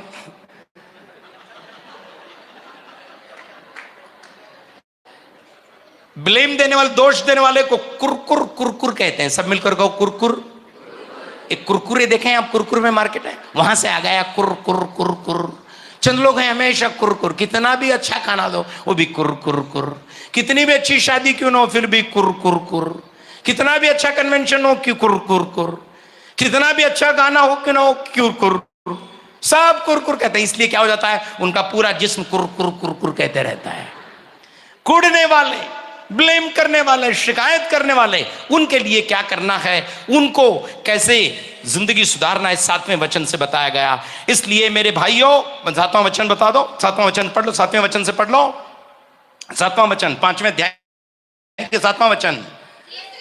इसलिए आए भाइयों, प्रभु के आगमन तक, हाँ, कब हमें धीरज करना है। क्या करना है? धीरज का मतलब सबर। सबर, सब मिलकर कहो सबर। और एक बार जोर से। किसी को मैं काउंसलिंग करते करते बताया सबर करो सबर करो। उसके बाद उसका पति बाहर आके, कब तक सबर करना है पास्टर, कब्र में जाने को वक्त आ गया। आप सब मिलकर कहो सबर। और एक बार सबर करना। कब तक सबर करना? जब तक यीशु मसीह इस विषय में काम नहीं करेगा उस वक्त तक हम सब्र करना है। परमेश्वर तू कार्य कर, परमेश्वर तू कार्य कर, परमेश्वर तू कार्य कर। शिकायत करने वाले, गुनगुनाने वाले, कुरकुर करने वाले, दोष देने वाले विश्वासियों को क्या क्या करना है 7वें वचन में बताया जा रहा है। परमेश्वर के आने तक धीर रख, मतलब सब्र कर। सब्र से जिंदगी नहीं उतारेंगे तो जीते जी कब्र जाएंगे हम। जीते जी कब्र जाएंगे। चंद लोग कहते हैं पास्टर मेरा घर नरक बन गया है, पास्टर मेरा घर नरक बन गया। अगर यीशु मसीह हमारे जिंदगी में आ जाएगा तो स्वर्ग को जाने की जरूरत नहीं, स्वर्ग हमारे घर में ले आएगा यीशु मसीह। एक बात यीशु मसीह के बारे में मेरे प्यारे भाइयों और बहनों आप तमाम को समझना चाहिए, यीशु मसीह हमें स्वर्ग को ले जाने के लिए नहीं, हमारे बीच में स्वर्ग को लाने के लिए आया है। इसलिए दुआ करने के लिए मसीह हमें सिखा है, आए हमारे आसमानी बाप, तू जो आसमान पर है, तेरा नाम पाक माना जाए, तेरी बादशाही आए, जैसी तेरी मर्जी आसमान में पूरी होती है वैसी तेरी मर्जी इस दुनिया में। Hallelujah, hallelujah. इसलिए हम स्वर्ग को जाने वाले ही नहीं, स्वर्ग को यहां लाने वाले हैं। एक दिन यीशु मसीह बादलों पर आ जाएगा, स्वर्ग यहां आ जाएगा। ऐसा है कि किताब 11वें अध्याय में उसका जिक्र बेहतरीन तरीके से बताया गया है। इसलिए शिकायती विश्वासियों के लिए बताया गया है, भाइयों खुदा के आने तक, मतलब परमेश्वर के कार्य करने तक सब्र करो। और दूसरी एक तस्वीर बताई गई है, देखो उसके बाद पढ़ते जाइए बेटी। देखो, सुनो सुनो, कह रहा देखो, दिखा रहा है। यीशु मसीह वैसे कह रहे थे, जैसे यीशु मसीह टीचिंग कर रहे थे ना, वैसे ही टीचिंग याकूब की है। याकूब की टीचिंग्स, याकूब की बातें, याकूब के ख्यालात, याकूब के उस विचार जो है यीशु मसीह से बहुत मिलते जुलते हैं। जब फिक्र से जिंदगी गुजार रहे थे चेलो, तो फौरन कहने लगा देखो आसमान के परिंदों को, ना ही बोते हैं ना ही काटते हैं, फिर भी तुम्हारा आसमानी बाप उनकी तमाम चीजों को मुहैया कर देता है। देखो, सब मिलकर कहो देखो, और एक बार सब मिलकर अच्छों को देखना है, मैं बुरों को देखना नहीं है। ये आलतू फालतू लोगों को देखना नहीं है। चंद लोग चर्च को आना बंद कर देते हैं, कहते हैं क्या हो गया, चर्च में सब डुप्लीकेट लोग हैं, चर्च में सब गंदे लोग हैं, इसलिए मैंने आती। अरे भाई, गंदे लोगों के साथ साथ अच्छे लोग भी हैं। हमारी नजर गंदों पर नहीं, अच्छे लोगों पर होना चाहिए। अगर अच्छे बनना है तो अच्छों पर करो। कह रहे हैं, याकूब कह रहे हैं देखो, क्या कह रहे हैं, और एक बार क्या कह रहे हैं, देखो, देख लो। जब मैं केरला में गया तो मुझे मलयालम गीत बहुत पसंद आते थे। मलयाली कोई है यहाँ, मलयाली कोई, केरला भाषा वाले, केरला के कोई हैं?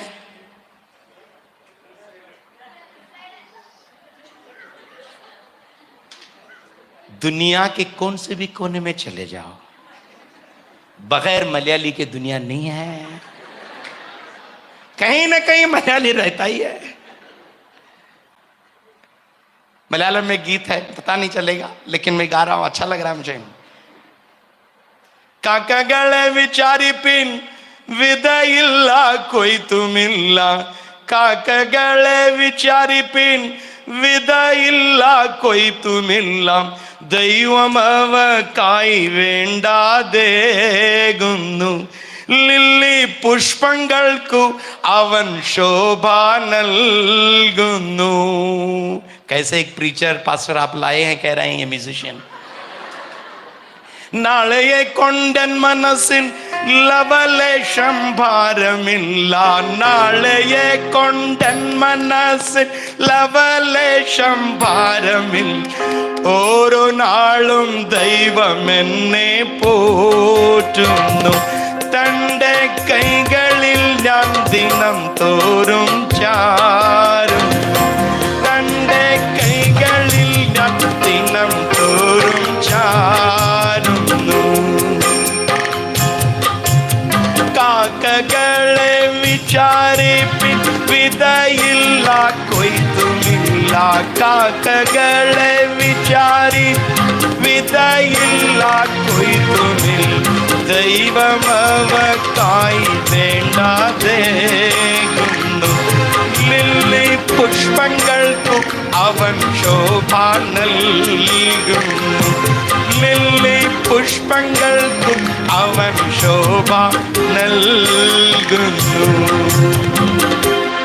विचार, भार, संकट, समस्या से यीशु मसीह के चेले यीशु मसीह के पीछे गुजर रहे थे। उस वक्त मसीह बता रहे हैं, आसमान में उड़ने वाले टहनी पर बैठे हुए परिंदों को देखो, ना ही बोते हैं ना ही काटते हैं, फिर भी तुम्हारा बाप उनकी कदर करता है, तो क्या आपकी मदद नहीं करेगा?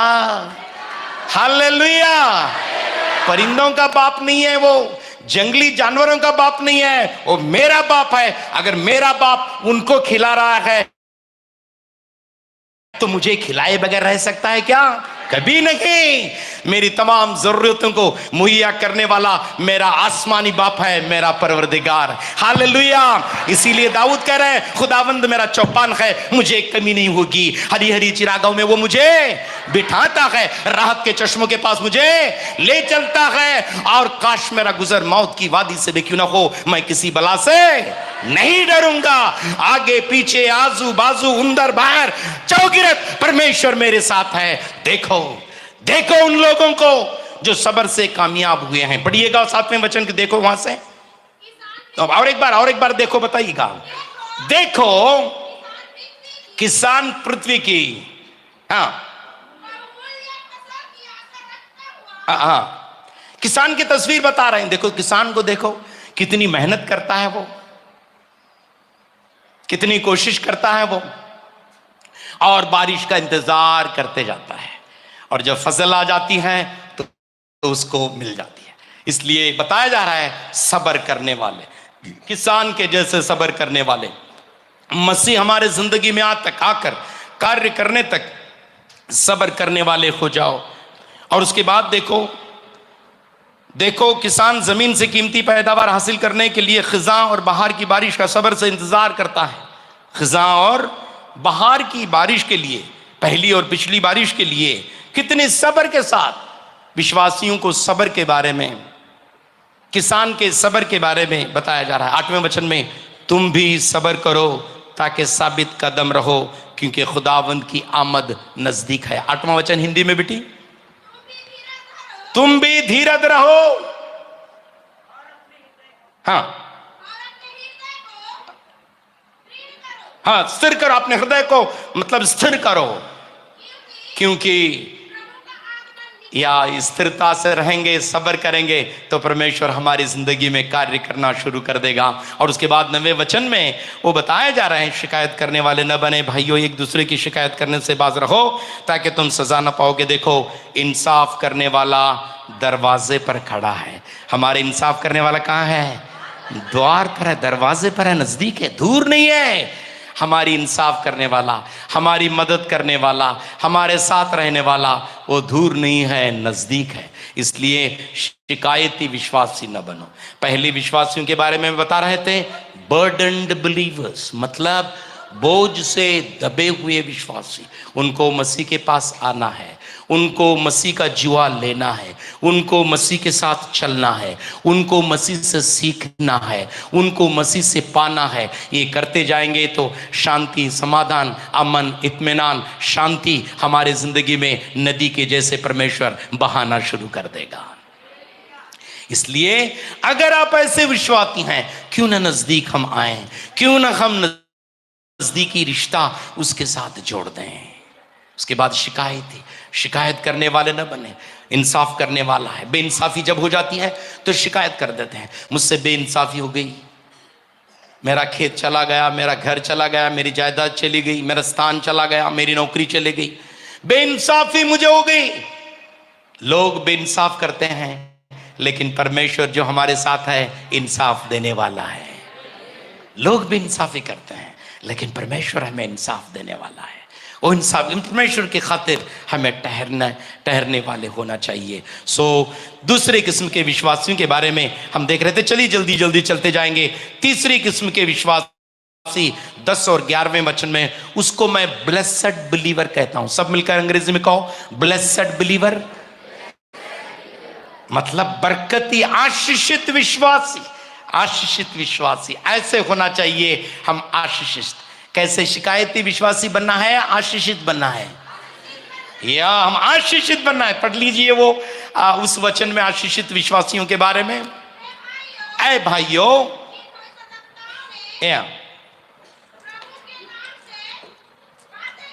प्रभु के नाम से, बहुत अच्छा लगता है प्रभु का नाम। सब मिलकर कहो, प्रभु का नाम।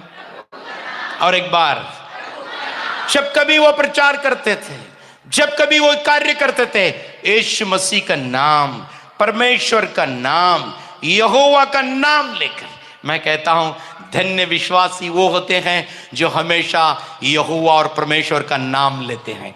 तेरे नाम से, तेरे नाम से, दाऊद कह रहा है ना, तू हथियार वो ये लेकर मेरे खिलाफ आ रहा है, लेकिन मैं परमेश्वर के नाम से आ रहा हूं। हालेलुया। परमेश्वर के नाम में शक्ति है, परमेश्वर के नाम में कुवत है। परमेश्वर के नाम से जीने वाले धन्य विश्वासी वो है, तेरे नाम के खातिर। उसका नाम, वो गीत है ना, तू बड़े मैं घटूं, क्या है वो? नो, तू बड़े मैं घटूं बोल के गीत है ना, तू बड़े मैं घटूं। ये गीत एक बच्चा हमारे चर्च में कर रहा था, मैं बढ़ूं तू घटे। उल्टा कह रहा है,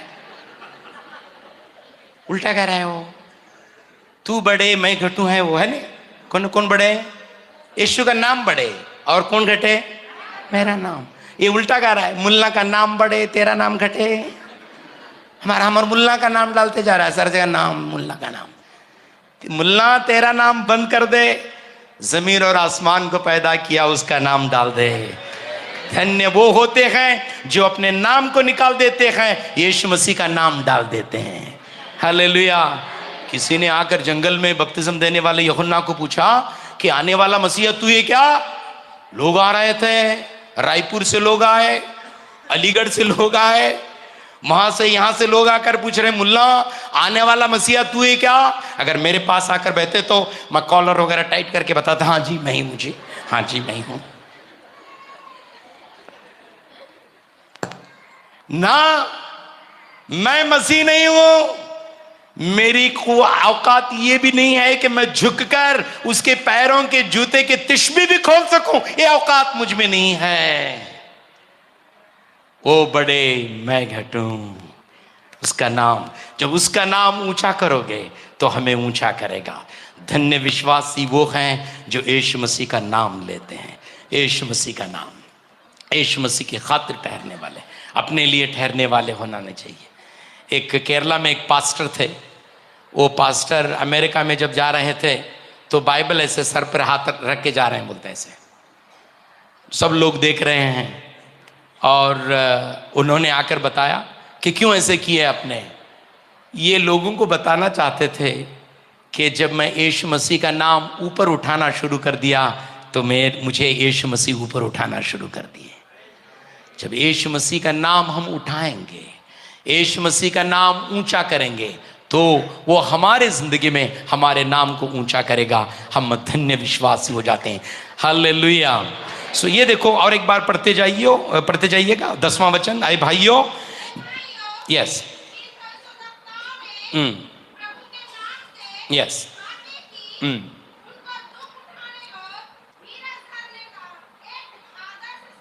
दुख उठाने और धीरज सब्र को करने का वो एक नमूना समझ, एक मॉडल बन गए, एक नमूना बन गए, वो एक मॉडल बन गए। मतलब दुख उठाने के लिए उनको इच्छा थी, दुख आ गए तो दुख सहने के लिए एक इच्छा थी। वो एक गीत है, मालूम है? पतित जीवन में ज्योति जला दे, तुझी से लगी है आशा मेरी। पतित जीवन में ज्योति जला दे, तुझी से लगी है आशा मेरी। पाप में तन को दूर हटा दे, पाप में तन को दूर हटा दे। पूर्ण हो अभिलाषा मेरी, जीवन के कठिन दुखी क्षणों का दृढ़ता से सामना करूं। पाप क्षमा कर जीवन दे दे, दया की याचना करूं, तेरी आराधना करूं, तेरी आराधना करूं।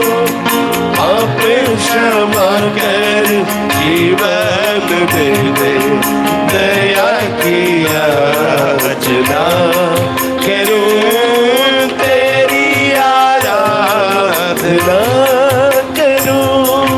पतित जीवन में ज्योति जला दे, तुझी से लगी है आशा मेरी। पतित जीवन में ज्योति जला दे, तुझी से लगी है आशा मेरी। पाप तन को दूर हटा दे, पाप तन को दूर हटा दे। पूर्ण हो अभिलाषा मेरी, जीवन के कठिन दुखी क्षणों का दृढ़ता से सामना करूं। पाप क्षमा कर जीवन दे दे, दया की याचना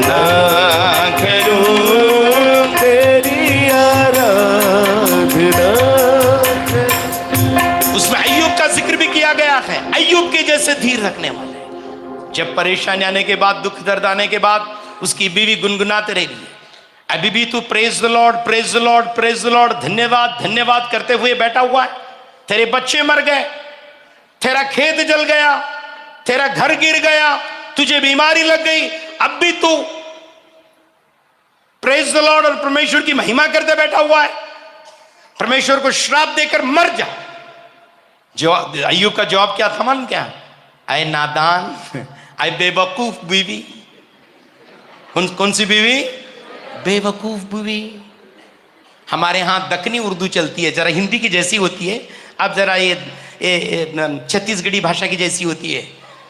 बाइकां की अक्ल गुड़गे के नीचे समझ गए? कितने लोगों को समझाओ? बाइकां की अक्ल गुड़गे के नीचे। बाइकां मतलब औरतें, अक्ल मतलब अक्ल, गुड़गे मतलब ये घुटने, गुड़गे के नीचे। मतलब नहीं जानते थे। चंद लोग ऐसे थे कि नहीं समझते थे। बेवकूफ है तू, दीवानी है तू। उस वक्त अय्यूब कह रहे हैं, क्या खुदा ताला से अच्छी चीजें जब आने के बाद स्तुति स्तोत्र के साथ लेकर और बुराई आने के बाद इनकार कर देंगे? कभी नहीं हो सकता। अच्छाई आई तो धन्यवाद, बुराई आई तो भी धन्यवाद। ऐसे धन्यवाद करने वालों को हम धन्य कहते हैं। हालेलुया।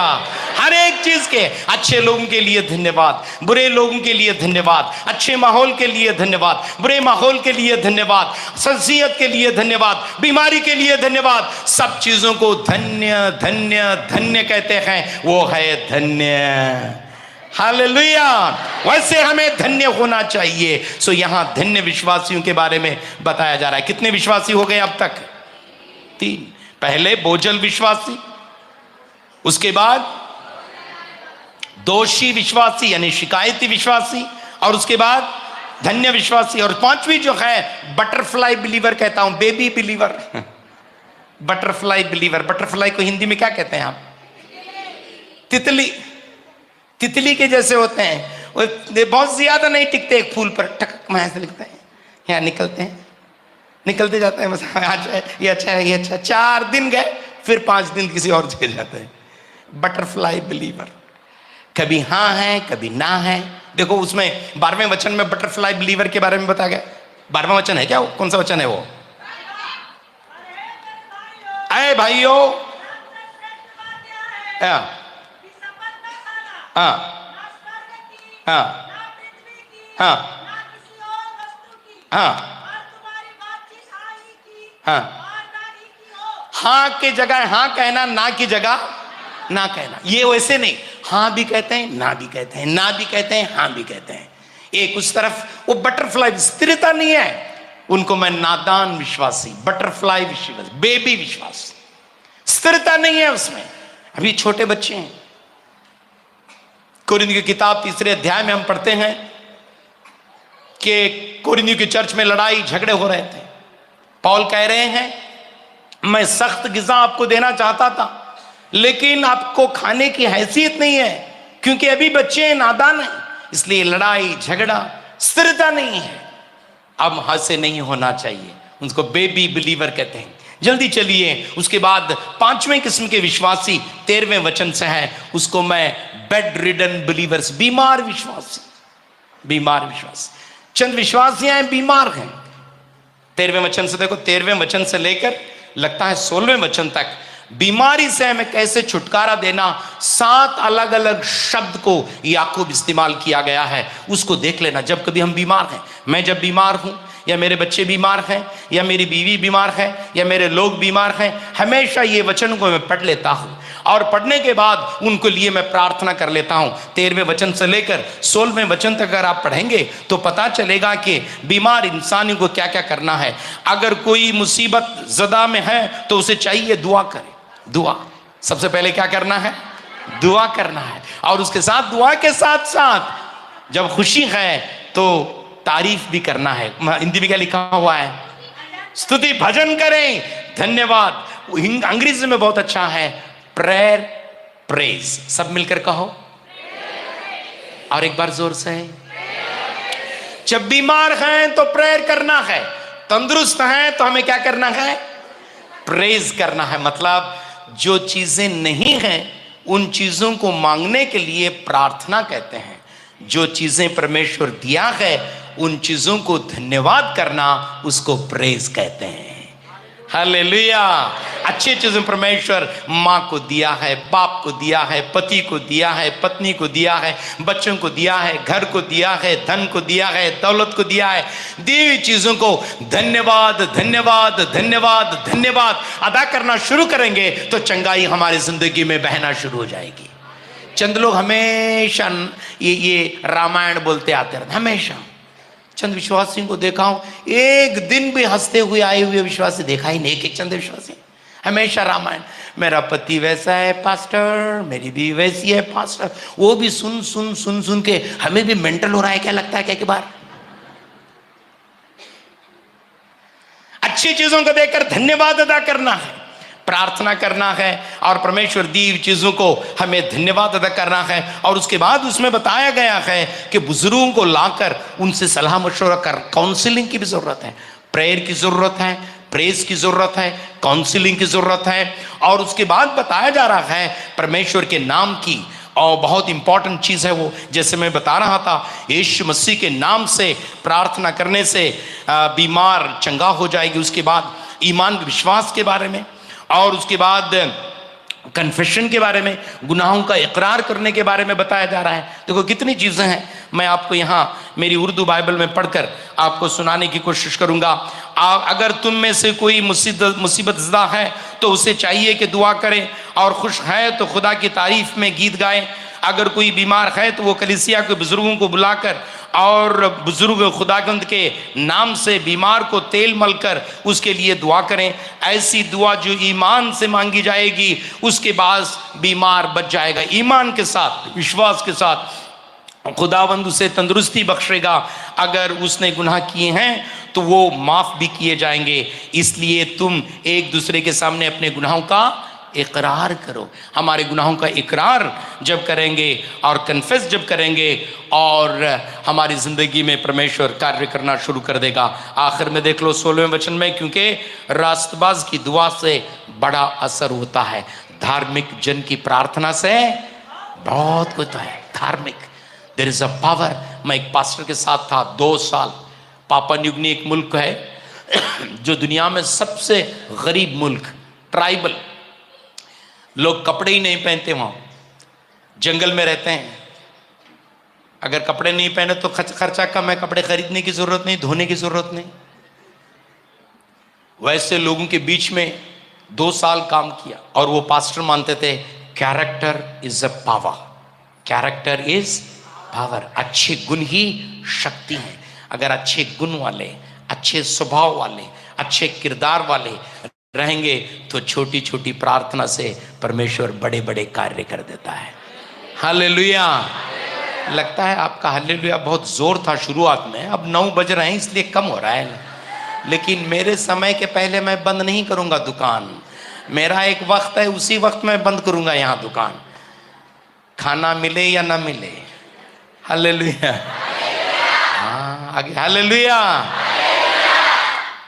रास्ता धार्मिक जन की प्रार्थना से, और एक बार जोर से, धार्मिक जन की प्रार्थना से, और एक बार धार्मिक जन की प्रार्थना से अच्छे रहेंगे, सच्चे रहेंगे, ईमानदार रहेंगे और अच्छी जिंदगी बिताने वाले हो जाएंगे। छोटी छोटी प्रार्थना से परमेश्वर बड़े बड़े कार्य हमारे जिंदगी में कर देता है। क्यों न तालियों के साथ परमेश्वर का धन्यवाद अदा करें। इसलिए अच्छी जिंदगी बताना शुरू कर दो।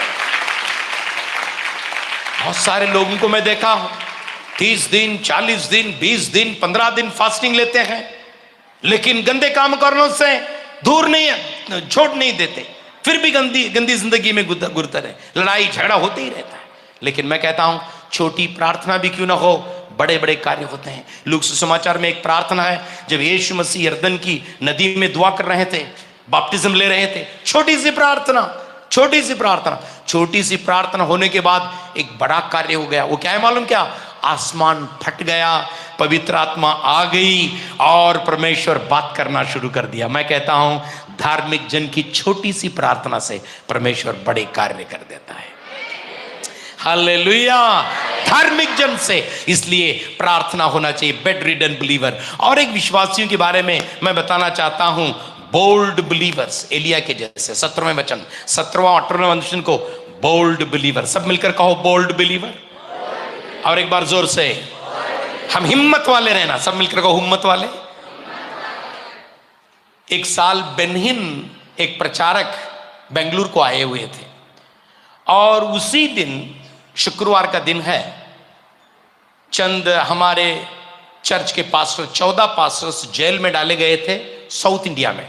मैं नॉर्थ कर्नाटका में रहता हूं, ये साउथ कर्नाटका में थे। और मैंने उस जेल को चला गया, मेरे पास एक बैग थी, बैग पकड़ के स्पीड में जेल को चला गया। और जेल में जाने के बाद जेल वाला पूछा कौन है, सर को मिलना है, खोल दो। फौरन खोल दिया उसने। और उसके बाद अंदर में चला गया, वहां और एक पुलिस गेट था, कौन है, सर को मिलना है, खोल दो। खोल लिया और सर के पास चले गए। सर के पास जाने के बाद ये आधा दरवाजा रहता है ना, ऊपर भी नहीं नीचे भी नहीं, खाली वो दरवाजा था। सर को मिलना है, सर को खोल दिया। और सर मुझे देखने के बाद खड़े हो गए, मुझे पूछे कौन है, मैं बताया पास्टर। बैठ गए नीचे। वो इसको किसने अंदर भेजा, बोल दिया उसने।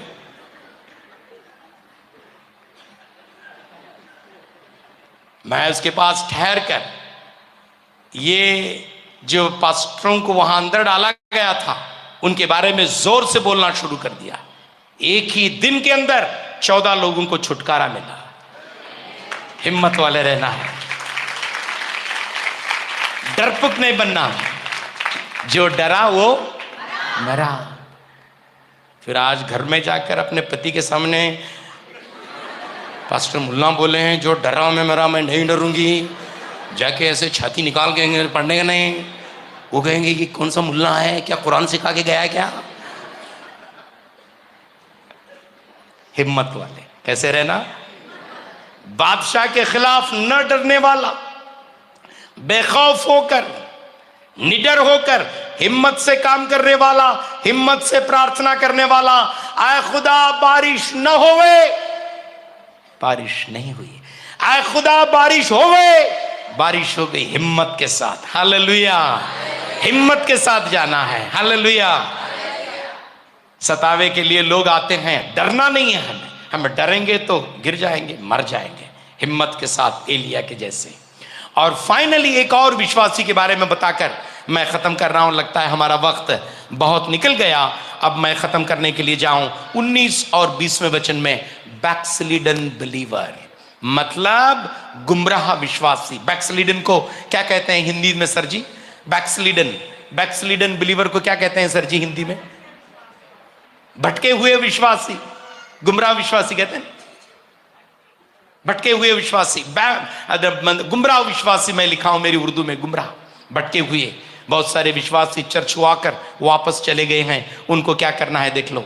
आए मेरे प्यारे भाइयों, अगर तुम में से कोई सच्ची राह से फिर जाए, बैकस्लाइडर को बताया जाता है यीशु मसीह को छोड़कर चला गया नहीं, चर्च को छोड़कर चला गया नहीं, बाइबल को छोड़कर चला गया ये नहीं, उसके बारे में बताया जा रहा है अगर कोई सच्ची राह को, सच्चाई को छोड़कर जाने वाले को बैकस्लाइडर कहते हैं। सच्चाई को मानने वाले को विश्वासी कहते हैं। सच्चाई को मानने वाले को विश्वासी कहते हैं। साल्वेशन को अंग्रेजी में कहा जाए, coming to the knowledge of the truth is the salvation. सच्चाई की पहचान को आना की मुक्ति है। मुक्ति का मतलब हिंदू मजहब छोड़कर, इस्लाम मजहब छोड़कर, जैन मजहब छोड़कर, बुद्ध मजहब छोड़कर, धर्म छोड़कर दूसरे मजहब में आना नहीं है। यीशु मसीह में मुक्ति पाने का मतलब झूठ को छोड़कर सच्चाई पाना है। आमीन। ऐ मेरे प्यारे भाइयों, अगर तुम में से कोई सच्ची राह से फिर जाए और उसे वापस ले आए। सच्ची राह से भटक जाने वालों को हमें क्या करना है? उसे वापस लाना है। सब मिलकर कहो, उसे क्या करना है? उसको गालियां देते बैठने का नहीं, उसे वापस लाना है। बाइबल पंडित लोग कहते हैं पौल यीशु मसीह को कबूल करके एक बार बैकस्लाइडर हो गया, लेकिन बरनबास जिन्होंने पौल को पहली बार कलीसिया में लाए थे, वही बरनबास दूसरी बार उनके गांव और उनके शहर को चले गए और उनको वापस ले आए। मैं कहना चाहता हूं हमारे चर्च में बरनाबास जैसे लोगों की जरूरत है। अगर आज आपके जहन में, दिलों में उन लोगों के बारे में याद आ रही है जो यीशु मसीह को कबूल करके यीशु मसीह के रास्ते से भटके हैं, यीशु मसीह के रास्ते से गुमराह हुए हैं, यीशु का राह छोड़कर चले गए हैं, आज निर्णय कर लो उनको मैं यीशु मसीह के नाम से यीशु मसीह के घर में वापस ले आऊंगी। ये कहना होगा। ऐ मेरे प्यारे भाइयों, अगर तुम में से कोई सच्ची राह से फिर जाए और कोई उसे वापस ले आए तो याद रखे, गुनहगार को गुमराही से फिर लेने वाला एक जान को मौत से बचाएगा और बहुत से गुनाहों में पर्दा डालेगा। वैसे लोग वो सोल विनर होते हैं। हम सोल विनर होना है। 7 अलग अलग विश्वासियों के बारे में प्यारो आज हम बात कर रहे थे। उन विश्वासियों के बारे में जो बर्डन्ड हैं, बोझल विश्वासी, बोझ से दबे हुए विश्वासी। उन विश्वासियों के बारे में जो लोगों के बारे में लान तान कहने वाले, शिकायत करने वाले, दोष देने वाले, उनको बताया गया है जिंदगी सब्र से काम लेंगे तो हम ऊपर उभर कर आ जाएंगे। तीसरे किस्म के विश्वासी बरकती विश्वासी यानी धन्य विश्वासी, वो हैं जो अय्यूब के जैसे सब्र को सह लेते हैं यीशु मसीह के नाम से। उसके बाद चौथे नादान विश्वासी, बेबी बिलीवर्स यानी बटरफ्लाई बिलीवर्स। उसके बाद बेड रिडन बिलीवर्स, बीमार विश्वासी। अगर आज बीमार विश्वासी होकर आए हैं तो उनके लिए हम प्रार्थना करने के लिए जा रहे हैं। और उसके बाद हमने देख लिया कि बोल्ड, हिम्मत वाले, निडर विश्वासी। उसके बाद गुमराह विश्वासी। गुमराह विश्वासी को वापस लाने की जिम्मेदारी हमारे हाथों में है। क्यों न हम तमाम खड़े हो जाएंगे और प्रार्थना करेंगे। और प्रार्थना में यीशु मसीह छुटकारा देने के लिए जा रहा है। आज मैं छोटी सी प्रार्थना आपके लिए करने के लिए जा रहा हूं। विनती करूंगा कि सिंगिंग टीम वापस सामने आ जाए और हम प्रार्थना करेंगे कि यीशु मसीह चंगाई देने वाला है, छुटकारा देने वाला है। तालियों के साथ हम गीत गाते जाएंगे और मैं आपको एक छोटी सी प्रार्थना आपके लिए करने के लिए जा रहा हूं। Sing one song together where we can join together which everybody knows and we will worship. मैं request the singing team to come forward. Singing team जल्दी से सामने आ जाइएगा और आपके लिए हम प्रार्थना करने के लिए जा रहे हैं। 5-10 मिनट और ले लूंगा, ज्यादा वक्त नहीं लूंगा, माफ करिएगा। चलिए हम एक साथ मिलकर आराधना करेंगे। परमेश्वर की शक्ति और सामर्थ हमारे बीच में उतरने के लिए हम प्रार्थना करेंगे। तमाम अपनी आंखों को बंद करें और तमाम अपने सर को झुकाएं। तमाम प्रार्थना करें, परमेश्वर मुझे छुटकारा दे दे, परमेश्वर मुझे चंगाई दे दे। अंधों को आंख देने वाला, लंगड़ों को पैर देने वाला, भूखों को खाना खिलाने वाला, कोढ़ी की बीमारी से माजिज़ाना तरीके से छुटकारा देने वाला, आज मेरी जिंदगी में प्रभु जी तू छुटकारा दे दे। ऐसे हम प्रार्थना करेंगे तो मैं कहता हूं परमेश्वर की शक्ति हमारे बीच में आ जाएगी और हमें चंगाई से इस जगह को छोड़कर चले जाएंगे। चंगा करने वाले प्रभु यीशु को कोटि कोटि धन्यवाद। चंगा करने वाले प्रभु यीशु को जीवन भर धन्यवाद। सब मिलकर ऊंची आवाज से तालियों के साथ प्रभु यीशु को कोटि कोटि धन्यवाद। Grace of the Lord, goodness of the Lord, mercy of the Lord, kindness of the Lord may flow in the lives of the church. Jesus, in the name of Jesus. Hallelujah, hallelujah. गाएंगे आत्मा। Hallelujah, hallelujah. गाएंगे आत्मा से भर गए नाचेंगे। यीशु जिंदा है, वो आने वाला है। यीशु जिंदा है, वो आने वाला है। शक्ति देने वाले प्रभु यीशु को कोटि कोटि धन्यवाद। धन्यवाद, धन्यवाद, धन्यवाद, धन्यवाद, धन्यवाद, शक्ति देने वाले प्रभु यीशु को we need your चमत्कार के कार्य हमारे बीच में करने वाला परमेश्वर यीशु मसीह के नाम तेरे बच्चों को तेरे हाथों में देते हुए मैं मांग रहा हूं, मांगो कि दिया जाएगा, ढूंढो तो पाओ,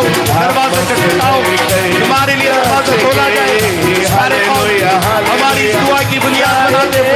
आए मौला तेरी हुजूरी में आकर हम मांग रहे हैं, बीमार लाचार जोर है, किसी न किसी मुसीबत से जिंदगी गिराने वाले आज यहाँ ठहरे हुए हैं, तेरा चंगाई देने वाला, छुटकारा देने वाला आज यीशु मसीह के नाम से, यीशु मसीह के नाम से let the power of the Lord, let the might है छुटकारा, आराधना में है चंगाई, आराधना में है छुटकारा, आराधना में है चंगाई।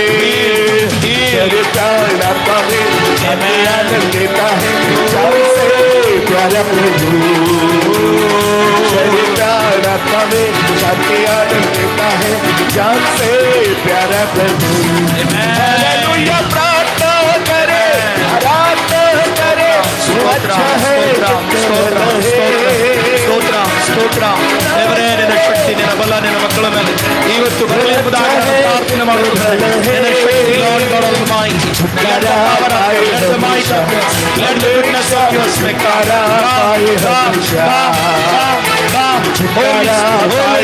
Holy Spirit, descend, प्रार्थना करो निरंतर, प्रार्थना करो विश्वास से, प्रार्थना करो निरंतर, प्रार्थना करो विश्वास से, घर में चलती प्रार्थना विश्वास की प्रार्थना होती है सारे बंधन, चलती प्रार्थना होती है सारे बंधन। हालेलुया, प्रार्थना करे,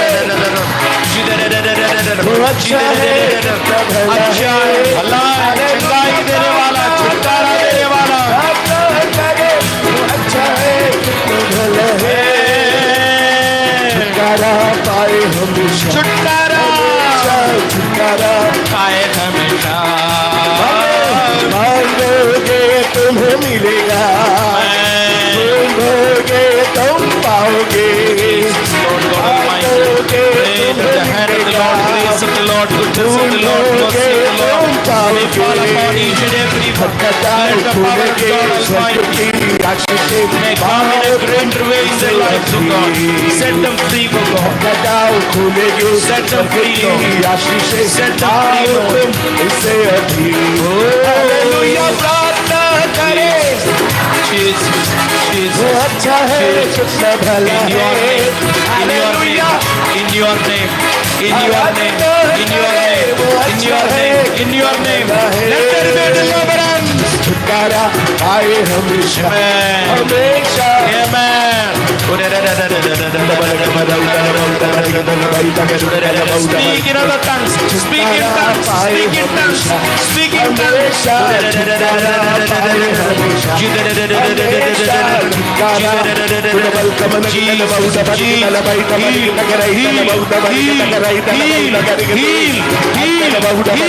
तेरी चंगाई, तेरी चंगाई, तेरी चंगाई, तेरी चंगाई आज शुरू के नाम से let there be healing tonight, let there be healing tonight, let there be healing tonight. Jesus, Jesus, heal, heal, heal, heal, heal, heal, heal in Jesus' name, heal, heal, heal in Jesus' name, heal, heal, Jesus' name, Jesus, Jesus, hallelujah. छुटकारा हमारे हमेशा,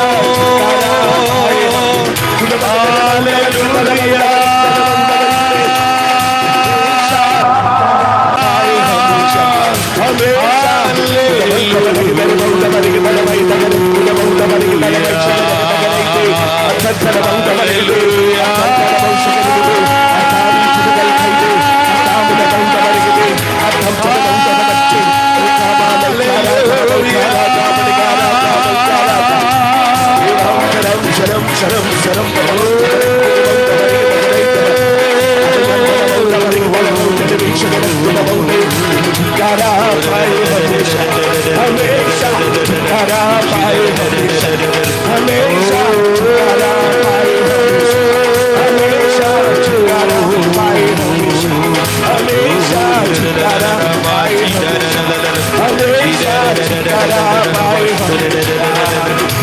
हमेशा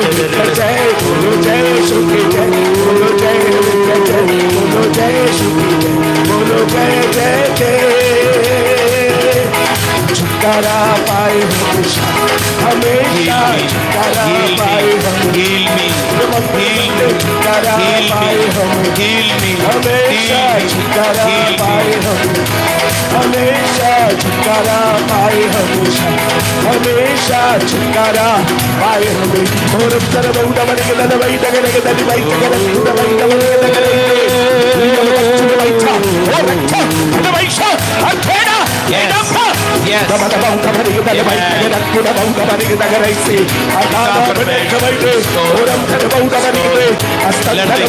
चंगाई आ रही है, चंगाई आ रही है, चंगाई आ रही है, चंगाई आ रही है, मैं मानता हूँ चंगाई आ रही है, चंगाई उतर रही है, चंगाई छुटकारा आ रहा है। I can feel in my body right away when I'm praying for you. जब मैं आपके लिए दुआ कर रहा हूँ, मेरे शरीर में जोरावरी से महसूस कर रहा हूँ चंगाई देने की शक्ति, चंगाई देने की सामर्थ, चंगाई देने की कुवत आज उतर रही है। कल आपको एहसास होगा कि आज रात परमेश्वर चंगाई दे दिया। हमेशा छुटकारा पाए हम, डबल कबर के दल बहु कबर के दल बहु कबर के अंतर बहु कबर के दल वैसे ओदम कर बहु कबर के दल अधियम कर बहु कबर के दल बहु कबर के दल बहु कबर के। क्यों ना जोरदार तालियों के साथ परमेश्वर का धन्यवाद, जोरदार तालियों के साथ, जोरदार तालियों के साथ। Hallelujah, hallelujah, hallelujah. पिता परमेश्वर,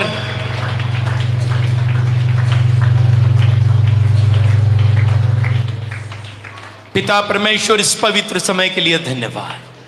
आए हुए तेरे बच्चों को आज तूने छुटकारा दिया है, धन्यवाद प्रभु जी।